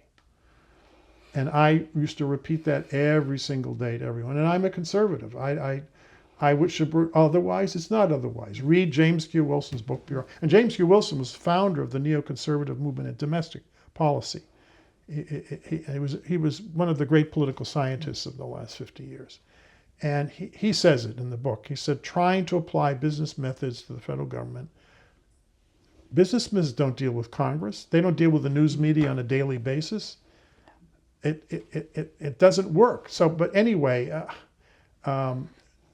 Tobias was a very good corporate manager, but he did not understand that authority is shared and dispersed in the federal government, and just the way it is. And it's not, and these people are not fixing it. What they're doing is just abolishing the program, so you don't have to worry about coordination because there's no program to coordinate.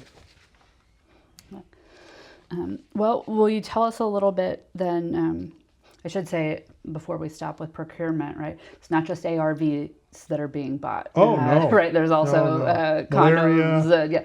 Well, all the vaccines for childhood diseases were all of the family planning. All of that was purchased through this giant system. So can you tell us a little bit, so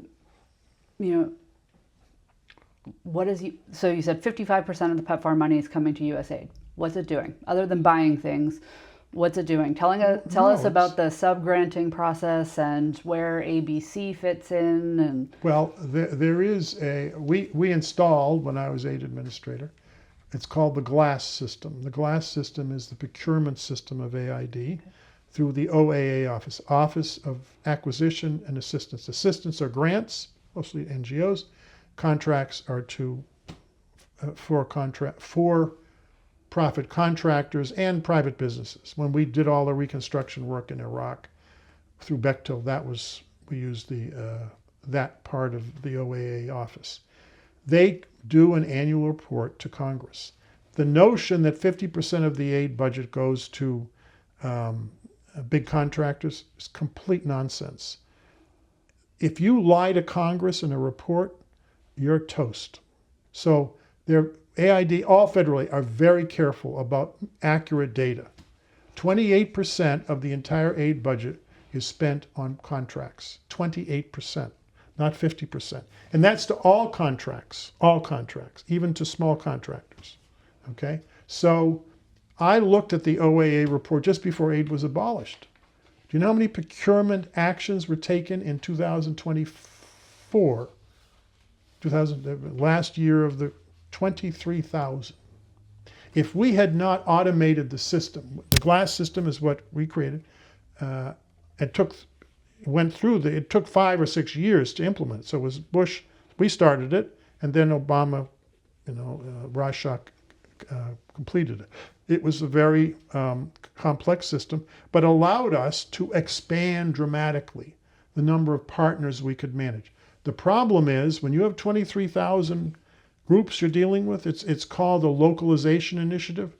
Who's overseeing the hiring process? Who's overseeing, there are all these controls AID has for finding out whether money's being stolen, or we found a procurement officer, not we, this happened last year.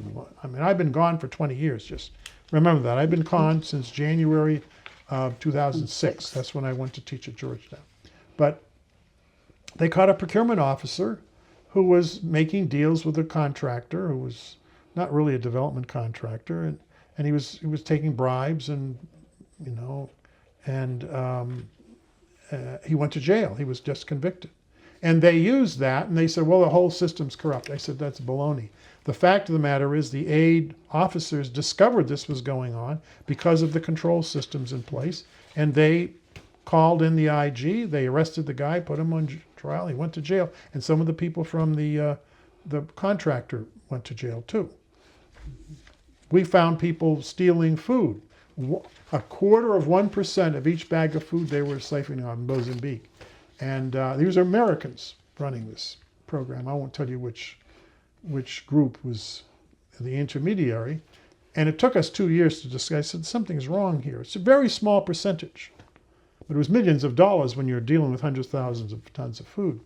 So we discovered it, and we called a conference in Louisiana, I remember, in New Orleans, and they got off the plane, the couple, and federal agents were there, arrested them, put them on trial for embezzlement, and they went to jail. So do people do corrupt things? Yes, but the career officers work with the IG to bring these people to justice.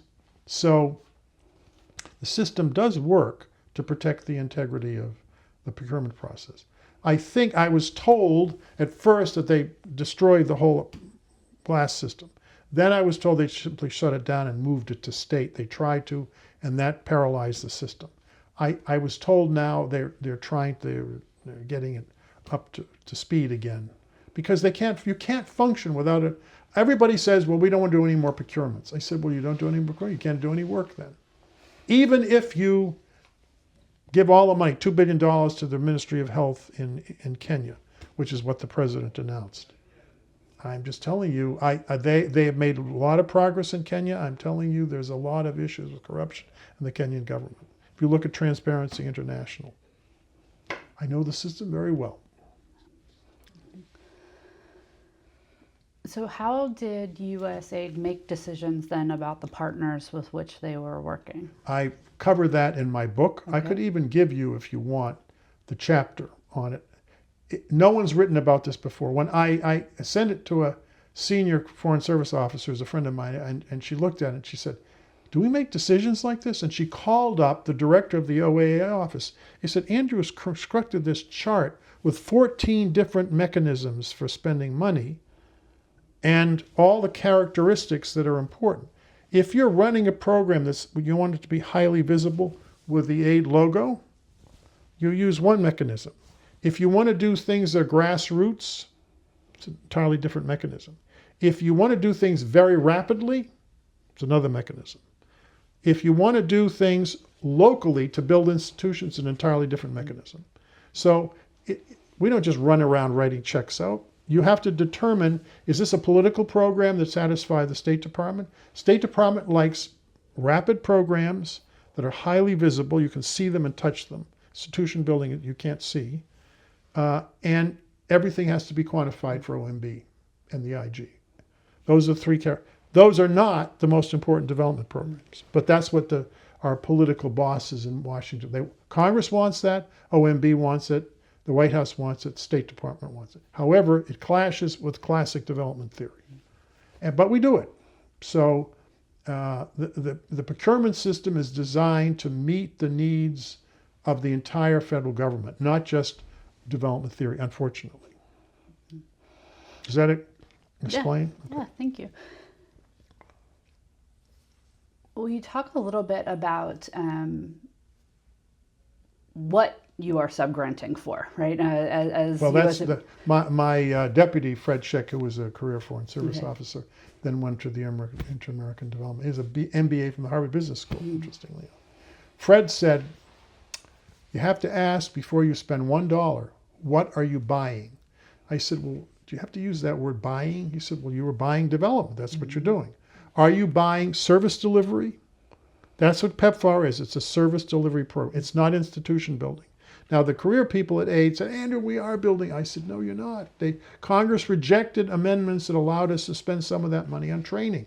Mm-hmm. So when they say, well, how come you didn't turn this whole thing over? I said, you wouldn't let us train people. We proposed the amendment. You wouldn't approve the amendment. It's because one of the lobby groups said we want all the money for antiretrovirals. I said, yeah, but who's going to run the program? We need local people trained in this. You can't do that. We want all the money going to buy the antiretrovirals. So, anyway, what was the question again? So you were answering it in terms of kind of PEPFAR's model, right? That there's treatment, Yes, there's prevention efforts, orphans. Right. There is training, long-term training, and short-term training. During the Cold War, we did 20,000 scholarships a year to get masters and PhDs. We trained 3,000 young, we went village to village in South Korea. We sent them to the smartest kids to get their PhDs in the US at Harvard, at University of Chicago, at Stanford. They ran the country. If you go check with who ran the country for 30 years when South Korea went one of the poorest countries in the world to one of the richest. It's the 11th largest economy in the world. Who ran it? There are people who went through the scholarship program. We stopped most of the aid program was not in Africa during the Cold War. It was in Latin America because they were worried about Castro, and Asia. George Bush is the one who moved the program to Asia, and OMB would not let me put in place a scholarship program. Guess who's providing scholarships now in Africa? 42,000 scholarships a year to China. I said, and who do you think, when Africans who've been to China and university go back to their ministries, who do you think they're going to want to deal with? People they know. Why do they know them? Because they went to school in China instead of the United States. It's so parochial. OMB wanted to know, well, you have to give us some data, Andrew, to show the outcome, so you'll know the outcome in 20 years. The outcome is South Korea. The outcome is Taiwan. The outcome is Indonesia, which was one of the poorest countries in the world. I could go through the countries that benefited from the scholarship program, but not interested. So here, when you say training, there were only 900 scholarships being given out when I started AID as administrator. They stopped the program when the Cold War ended. So when you say training, you're talking about the scholarship program. What about the and short term? So there's two kinds of training. Short term. Short term training is less than 9 months. Most of it's 6 weeks, 2 months. We should do it. The transformational program where you change norms and buildings is long term. PhDs and you have to do the whole ministry. If you just Haiti versus Dominican Republic on the same island, we took 300 of the most promising young people in Dominican Republic. We send them to Texas A&M, the same university, to get their degree in agricultural development, agricultural science. You go to rural DR right now. It's prosperous. It's orderly. The agricultural system is modern agriculture. You go to Haiti, it's a wreck. Why? I have a bias toward. I think it's because they were all educated at the same university. In the summertime, our professors from A&M would go to DR. Okay? So the scholarship program has a profound effect. The problem is it's not studied by scholars. It's hard to study it. Right. So it's short-term versus long. So that's one kind of training. And that's a kind of institution building, all right? Service delivery is a different kind of program. That's what PEPFAR was. The third is infrastructure, where we actually go out and build stuff. Now, we built stuff in Iraq, and I had $50 million to train the Iraqis to run the power plants that we built, the port facilities and all that. And you know what they said, the Coalition Provisional Authority? Don't worry about that, just build it. I said, they don't know how to function. These are modern plants. They've never seen them in Iraq before.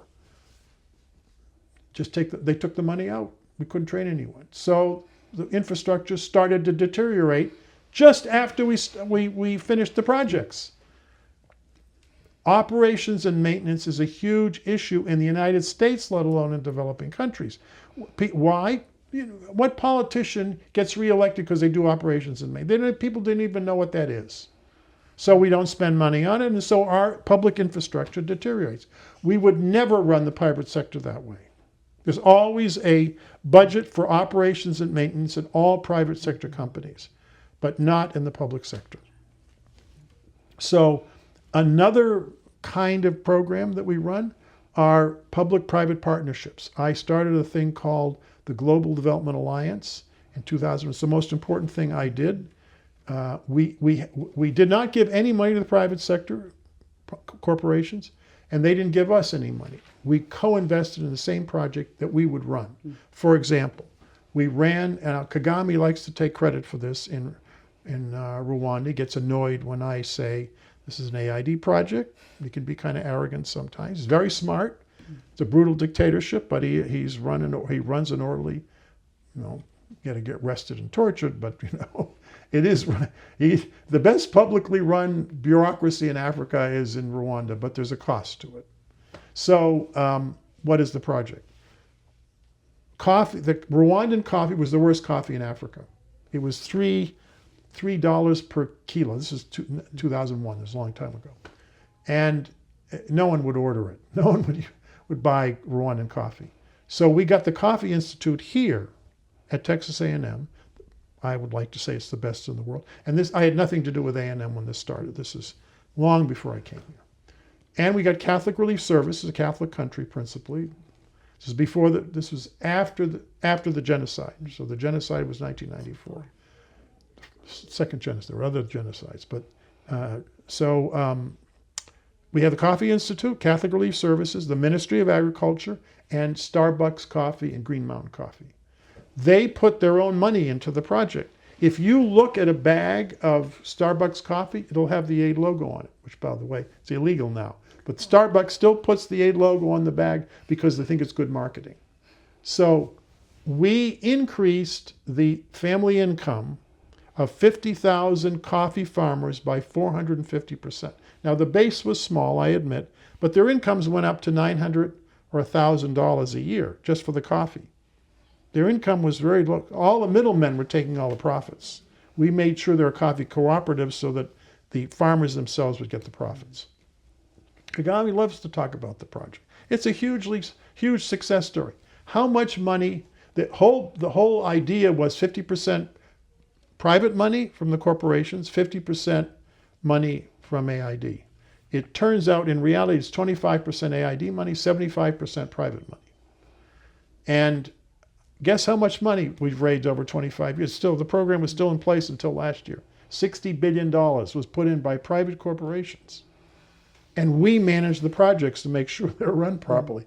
Some of the corporations in Angola, I think it was Chevron Texaco, the CEO said, "Oh, this is a huge success. We've been sending money." And I said, "What did you do with the money?" He said, "Well, we gave it to the local tribal chiefs." I said, "You what? You gave the money to the chiefs, and what did you think they're going to do with it?" I don't think they spent it on themselves. They would give it out and all, but they don't know how to run in the villages. How do you run we started agricultural banks, for example, in Rome. We started vocational schools in Angola. Half of the money, $20 million, came from Chevron Texaco. Half of it was AID money. We work with the ministries and we work with the chiefs, but it's an organized AID-like program, and it was designed to increase incomes for rural farmers, and it did do that. But we did that in health, we did it in agriculture, we did it in education, and it was a great success story. All gone now. Will you talk a little bit about how some of the kind of USA aid partners on the ground, these ministries of health, African leaders reacted to the announcement of PEPFAR, right? Because they were not necessarily consulted in its development. No, they weren't consulted. And I have to tell you, I would talk to them privately and said, they would say, and I don't want to quote any individual, this is not the first place we put the money. Because the only people who are going to get benefits of this are the people who are infected with AIDS. The health conditions for the rest of the population are terrible. I mean, we don't, now, all African countries have made an agreement they're going to spend 15% of their budgets on health. They're not even close to that now. They're not even close to it. And so, are they going to reduce their military budgets? No, I understand everybody wants a military. But you know, the most prosperous, stable, middle-class democracy in Latin America? It's Costa Rica. You know why? 1948, they said the military is interfering in politics. They're gone. They abolished the military. There's no military in Costa Rica. And I used to say that to generals, and around the world, I said, I'm pro-military, you know, I think we need, there's threats to the United States, but why does Chile need an army? Who's the threat? The Pacific Ocean? Is Argentina going to invade? I mean, maybe they will invade. But the point is, now, if you have an insurgency, you need a military. But a lot of the militaries dominate the system. And there was a study done by Crown agents of the source of most corruption in the developing country. It's from the military. Why is Costa Rica so prosperous? I say because there was no reason for them to have a military at the time. Anyway, so what was the question?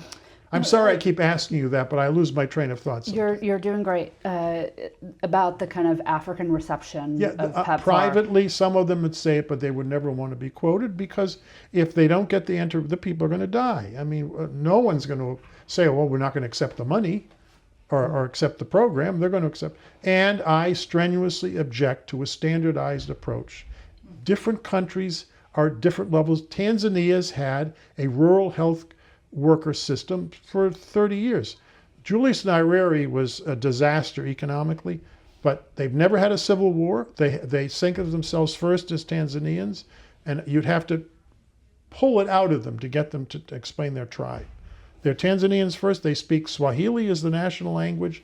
He did a great service, and he admitted the collectivization of the farms was a disaster.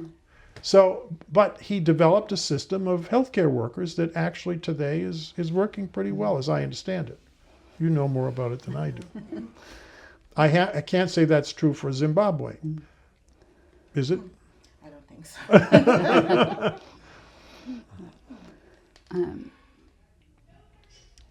Okay, so what about in terms of the kind of African partners? Part of the debate around PEPFAR in the U.S. and in Congress, was about A, B versus C. Yes. How were there different kinds of ABC programming received on the ground? Was there any pushback? Well, we had the progressive left in the United States. I would explain what the statute said. We know you're not buying any condom. I said, I gave an order and they carried it out to buy 3 billion condoms.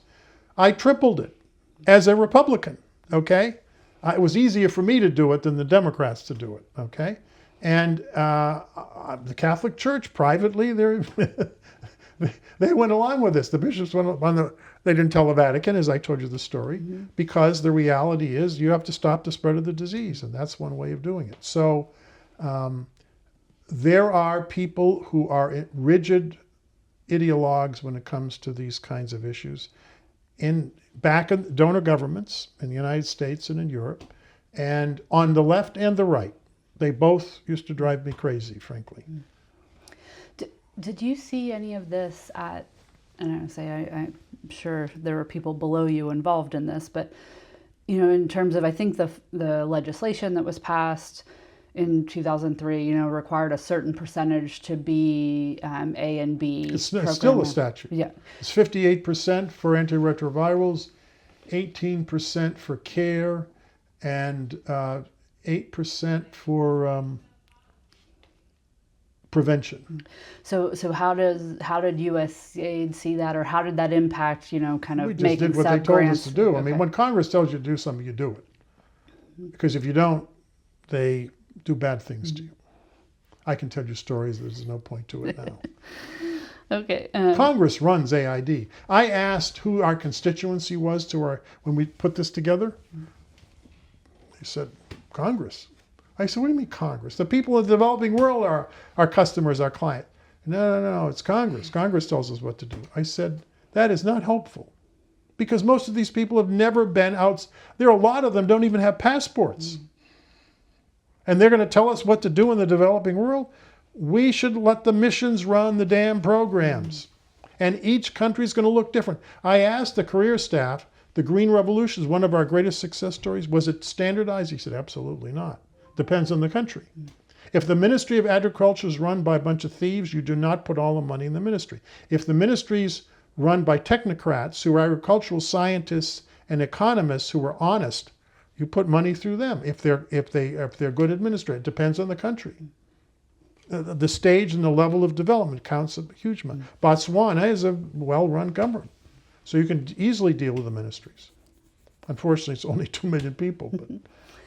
But So you've hinted at this a little bit in our conversation, but elsewhere you had said, PEPFAR was not a development project, that it was a emergency humanitarian that's why we program. should have put it in OFDA. Okay. Do you want to elaborate? Well, I mean, a development project. Carol Lancaster was the deputy head of aid, second in command under Clinton, and she was the dean of the School of Foreign Service at Georgetown University. She's the one that brought me to teach there after I left AI. I taught there for 6 years before I came here, and Carol said it to me. She said, "This is not it's a great program, but it's not a development program. Development programs build capacity, they develop institutions, they develop business systems, and that's not what you're doing. It's an emergency program." And that's what it says. It says the president's emergency, it says it in the title. I just should have read it more carefully when we assigned the Global Health. Global Health Bureau would have gone ballistic if I put it in OFDA, but we could have jointly run it. I could have designed the system so we could use the authorities of OFDA. The problem is, I think at some point, depending on the country, you could have moved it into the health ministry in countries where Ethiopia has a pretty good health system. South Sudan does not. There's no government in Sudan. No government. It's a civil war in the country's, it's the worst disaster in the world right now. It's very sad. So it depends. CAR, I've never been to CAR, the Central African Republic, but it's pretty grim from what I'm told. I don't think the government has control outside the capital city. The military commits atrocities. So it depends on who's running the government. When Canary was running Mali, very well run. When he left, and then I can't remember the guy who took its place, but then the Islamic fundamentalists attacked the capital city, and Mali's in very bad shape right now. We all of us were investing money in Mali because the president was so able. This is 20 years ago.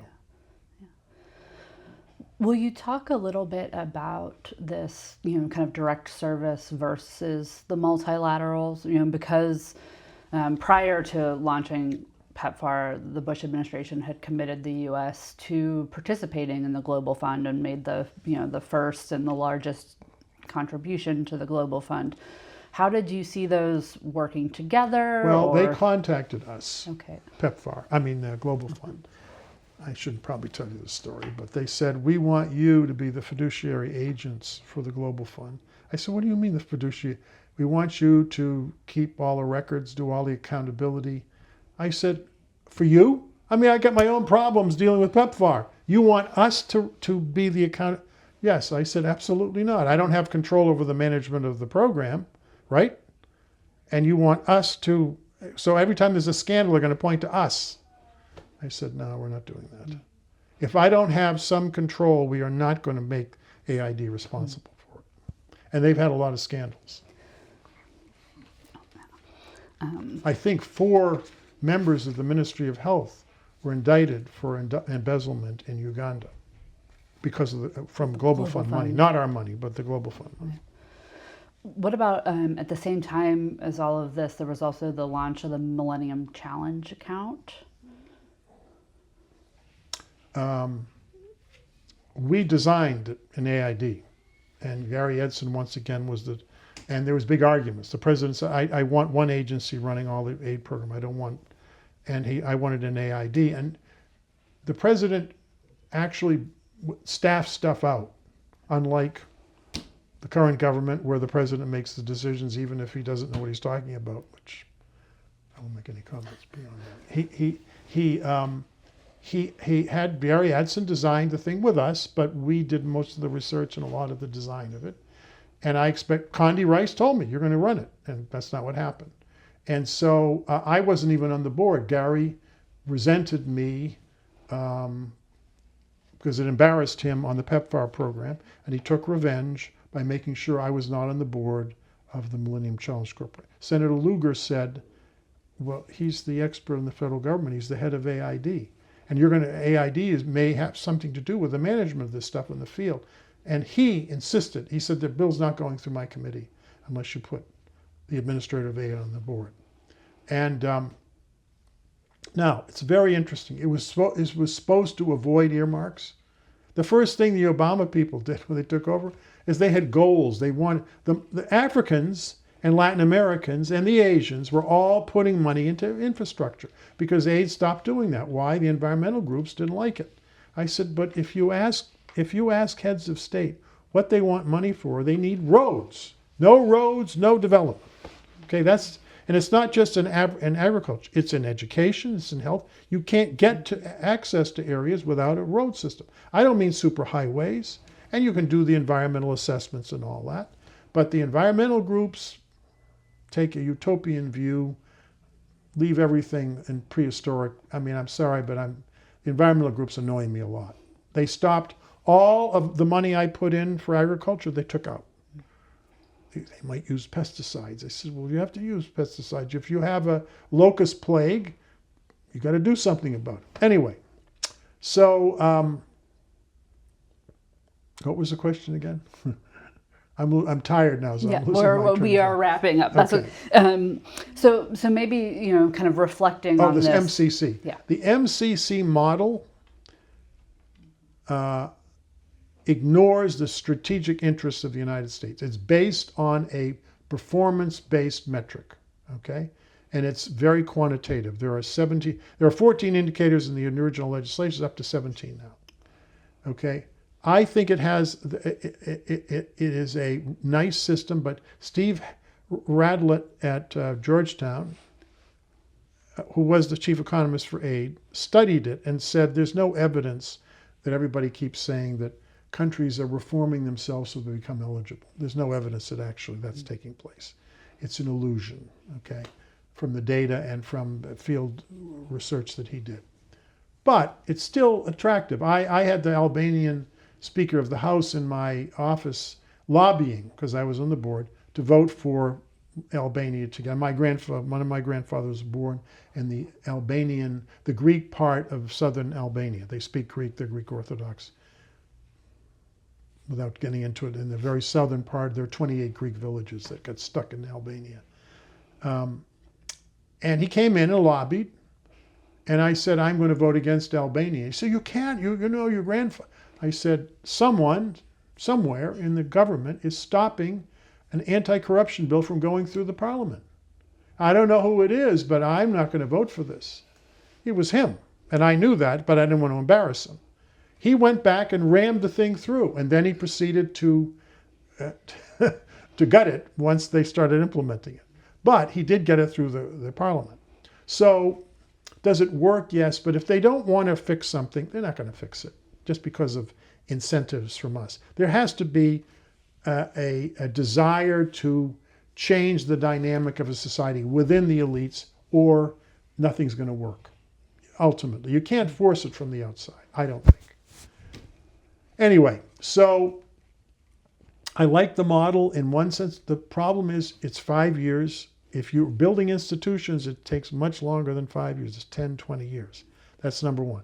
Number two, infrastructure is important, but unless you put it in the grant, which they usually don't, for operations and maintenance, the infrastructure will deteriorate.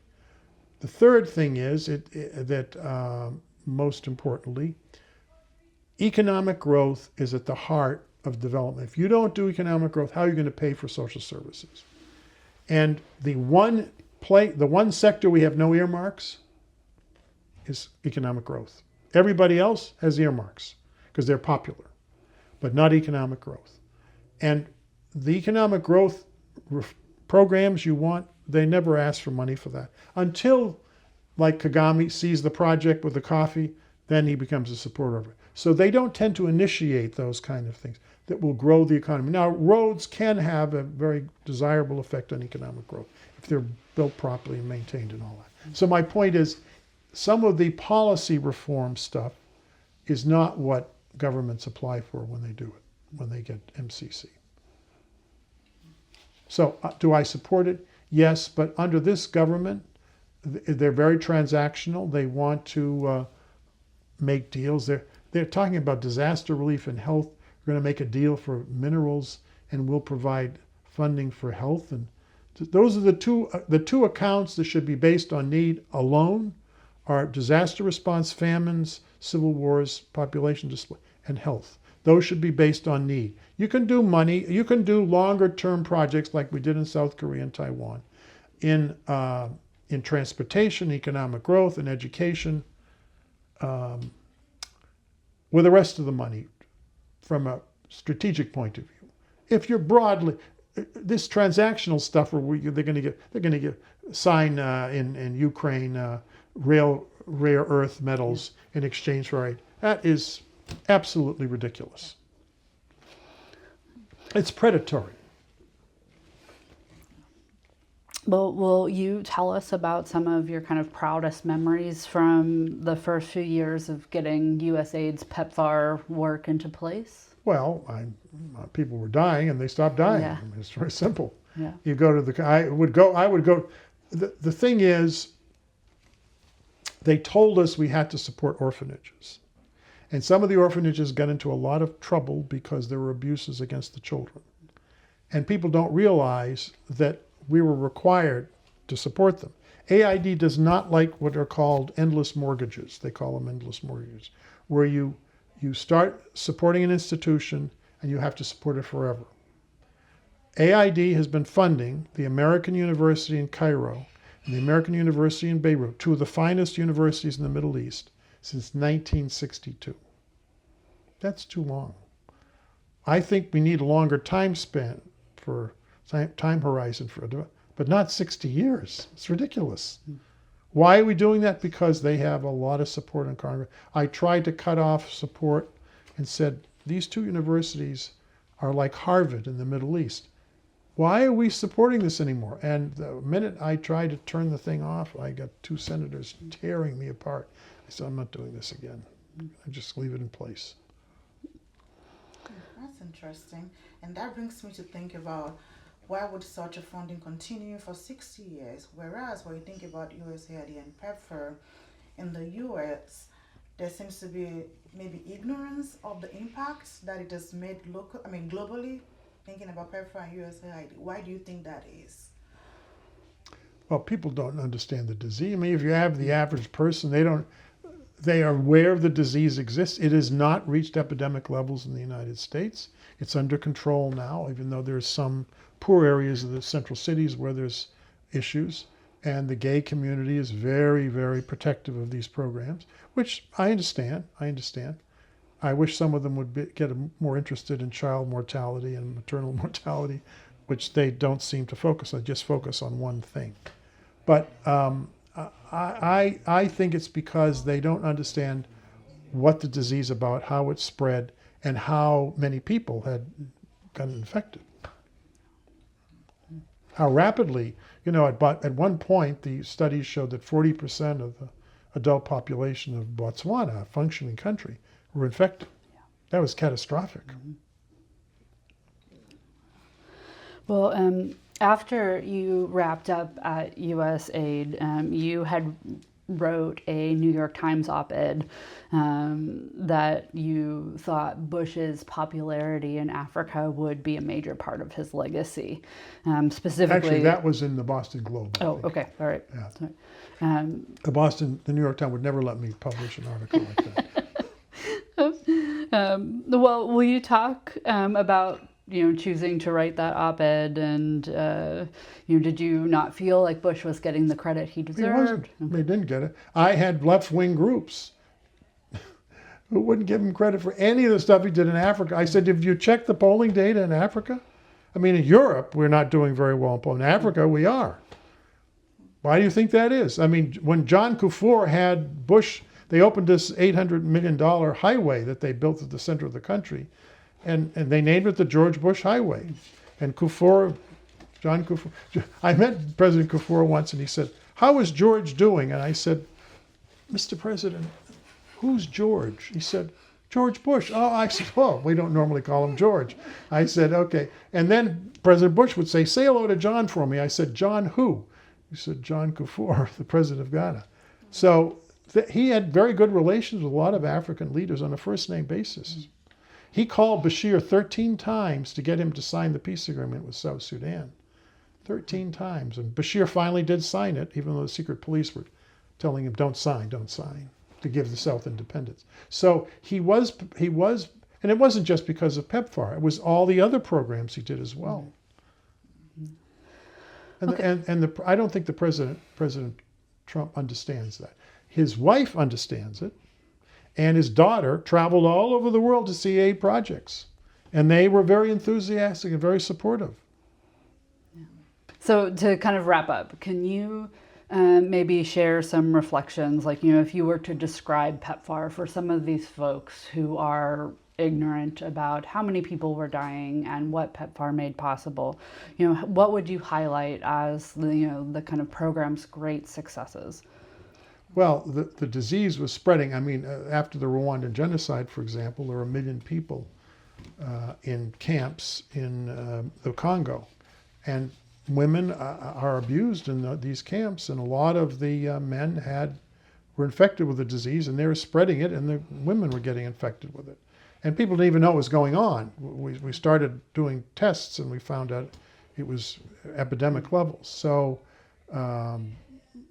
there are different measures you can take, but when you're in a refugee camp, the hierarchies that normally protect women in a village, for example, don't exist. And so women are seriously at risk of violence. And so that's one situation. That's the second situation is at the beginning, it was the educated elites who had much higher infection rates. And it meant that the elite that were running the country, who was running the banks, the insurance companies, the universities, there's high infection rates. And it would have been catastrophic. You'd wipe out the elite of an entire country if this continued. I don't think people were thinking about what the consequences would have been in any country where that happened, including our own. So I would argue that it's one of the great contributions historically, and it's easy. It's one program. The Green Revolution was a huge success story. The PEPFAR was a huge success story. Marshall Plan was the family planning program was also a huge success story. We can show the fertility rates in these countries drop, particularly in Asia, where we focus the program. And the other, the public-private partnership I described. So there are maybe 10 programs that are easy to summarize in one sentence that AID crusaded and implemented that changed history, and this is one of them. That's great. Well, is there anything that we've missed that you want to further discuss about PEPFAR? Never say that to me, because I can talk about it for another hour. No. Okay. Well, thank you very much. This has been really wonderful. Good. We really appreciate it. Thank you so much.